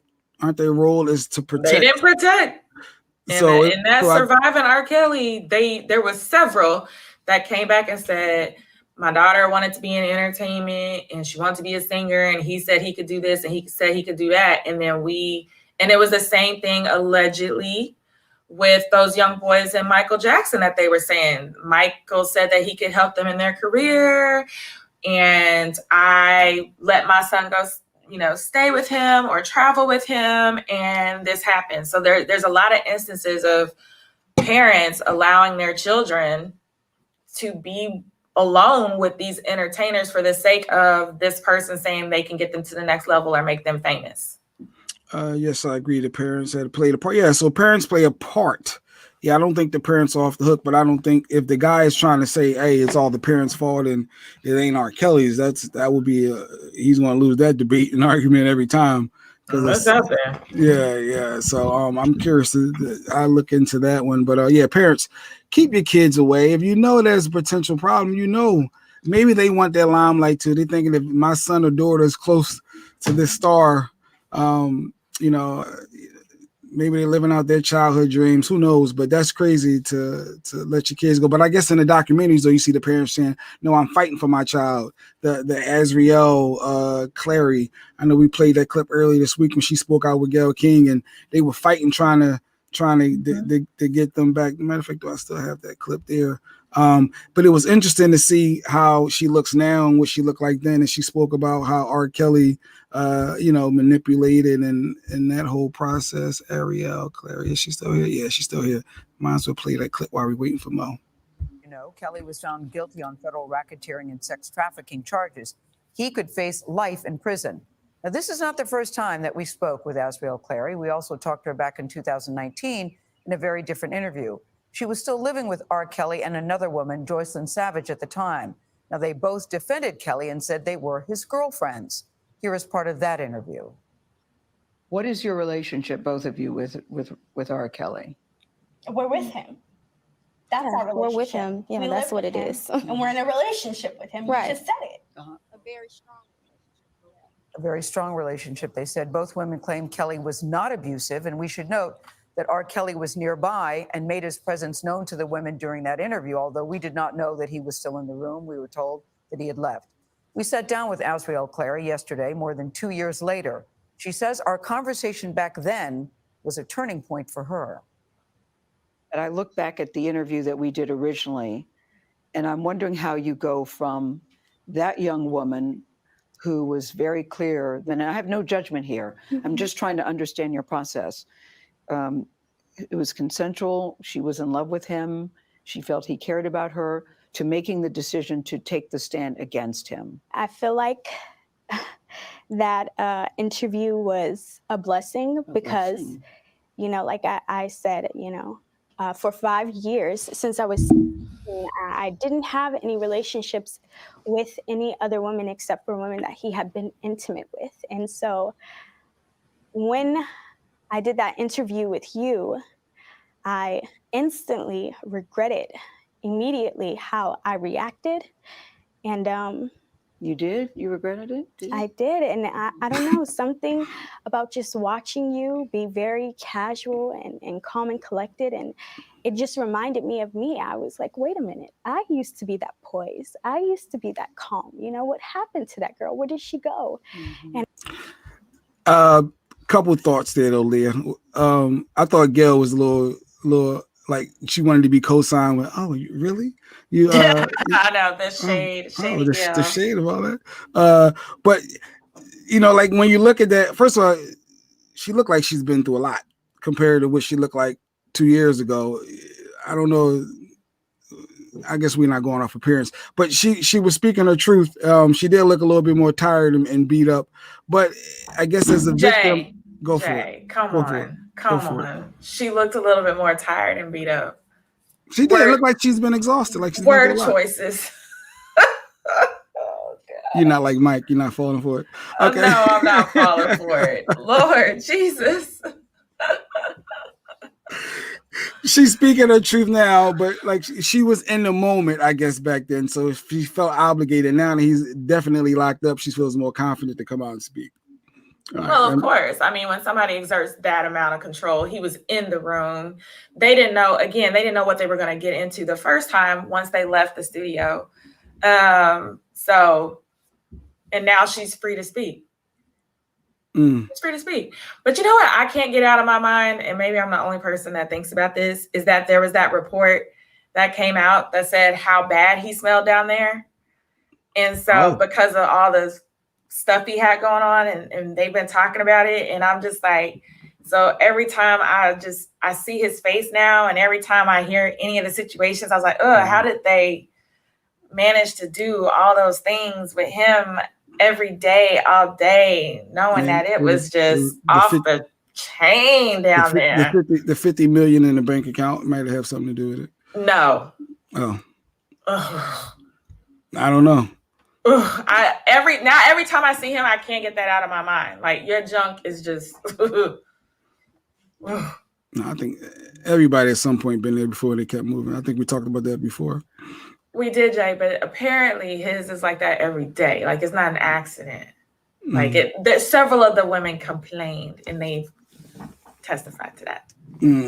But yeah, so R. Kelly's going away for a long time. So yes, R. Kelly is the sick person. It's definitely all on him. But the parents played a part. Just circling back to that. So yes, the parents that pushed their kids onto him and allowed those behaviors, and I guess some of them probably had to sign off if they was minors, like the say an adult is taking care of their kid. I'm sure something to that degree, but it's sick. It's all bad. Leah, the ray of sunshine is irking your soul right now. I've been trying to see with Mike. I can say little stuff with Mike, right? And then Mike could just run and boom, he falls for it every time. And I don't be serious. Like I just mentioned it. I keep forgetting Mike's not here. So Leah's like, I'm not falling for that. No, we not. But no, I feel bad for all those victims, to be honest, because if that was a child of mine or me, myself, and it's horrible, and whatever he gets, he's going to get. I know it's right now is a minimum of 10 years with multiple charges to come that could be longer unless they're running it concurrent. So that's that. So yeah, that's all allegedly we got for today. That's all I got, Leah. It's been fun. It's been real fun. It's been fun. I guess we didn't have Mo. Mo didn't come back. Mo got internet issues. Shawnee's somewhere on the island taking extended vacations. Ever since the Crossing Guard Chronicles, we haven't seen Shawnee, but hopefully she'll be back later this week. Mike is on his flight back to Jersey. He's coming to Jersey, so Mike should be here tomorrow. Tomorrow is Wednesday, Wellness Wednesdays. Shaquisa should be on the show tomorrow, our nurse practitioner. I don't know. Do we need Herpes Goddess to come back? Did you check the Herpes Goddess out? Who? Yes, last Wednesday we had the Herpes Goddess. No, I wasn't on that one. I missed that one. Yeah, so she's a young black girl that has herpes, and she's spreading the word, getting the word out about herpes and signs to look for, how to protect yourself if you have herpes. Apparently, a lot of people have herpes and don't want to admit it. So she's trying to break that stereotype and stigma, especially within our culture, because as soon as you get herpes, you're like, oh, back off, hot. Oh, whoa. But she's trying to break that, and she came on, and but you don't like that, obviously. TikTok is popping, 350,000 people. She getting it in. No, do you? Do you? Who am I to judge? I was intrigued because at first I was judgmental, and then I looked into her page and I saw what she was doing, and I was like, oh, okay. I look at it differently now. Educating. Yes. And that part I thought was good. So for Wellness Wednesday, we had her on. So I think Mike wanted to try to get her back on tomorrow, but okay. We'll see. We'll see in touch base. But yeah, so that's all I got. I want you to close the show out, Leah. Act like you're Mike, and you should close the show. You should say like some inspirational words of wisdom or something. I don't know. I don't love me for who I am, not for who you want me to be. Yes. In life, wait, he says, in life, there's are two things that are guaranteed. No, death and taxes. You fight for everything. You fight for everything. You fight for your freedom. This is terrible. I listen to it every day. And I don't know what he says. We got close enough, though. Yeah, we could end on that. End on yeah. I think I kind of like that. All right, it's been fun, people. All right, we out. See y'all tomorrow, Wednesday. Hey, thanks for rocking with us. I don't know, Sexy Mo, like I said, she'll be back tomorrow. Shawnee, I believe later this week should be back. Mike will definitely be here. Leah, we thank you for jumping in. And we'll see you guys bright and early tomorrow, 6 a.m. Central Time, 7 a.m. Eastern. And as Mike would say, the West Coast, y'all figure it out. Michael, Shawn, and the Takeover Legends, where the truth hurts, but also makes you laugh. Baby, tap in.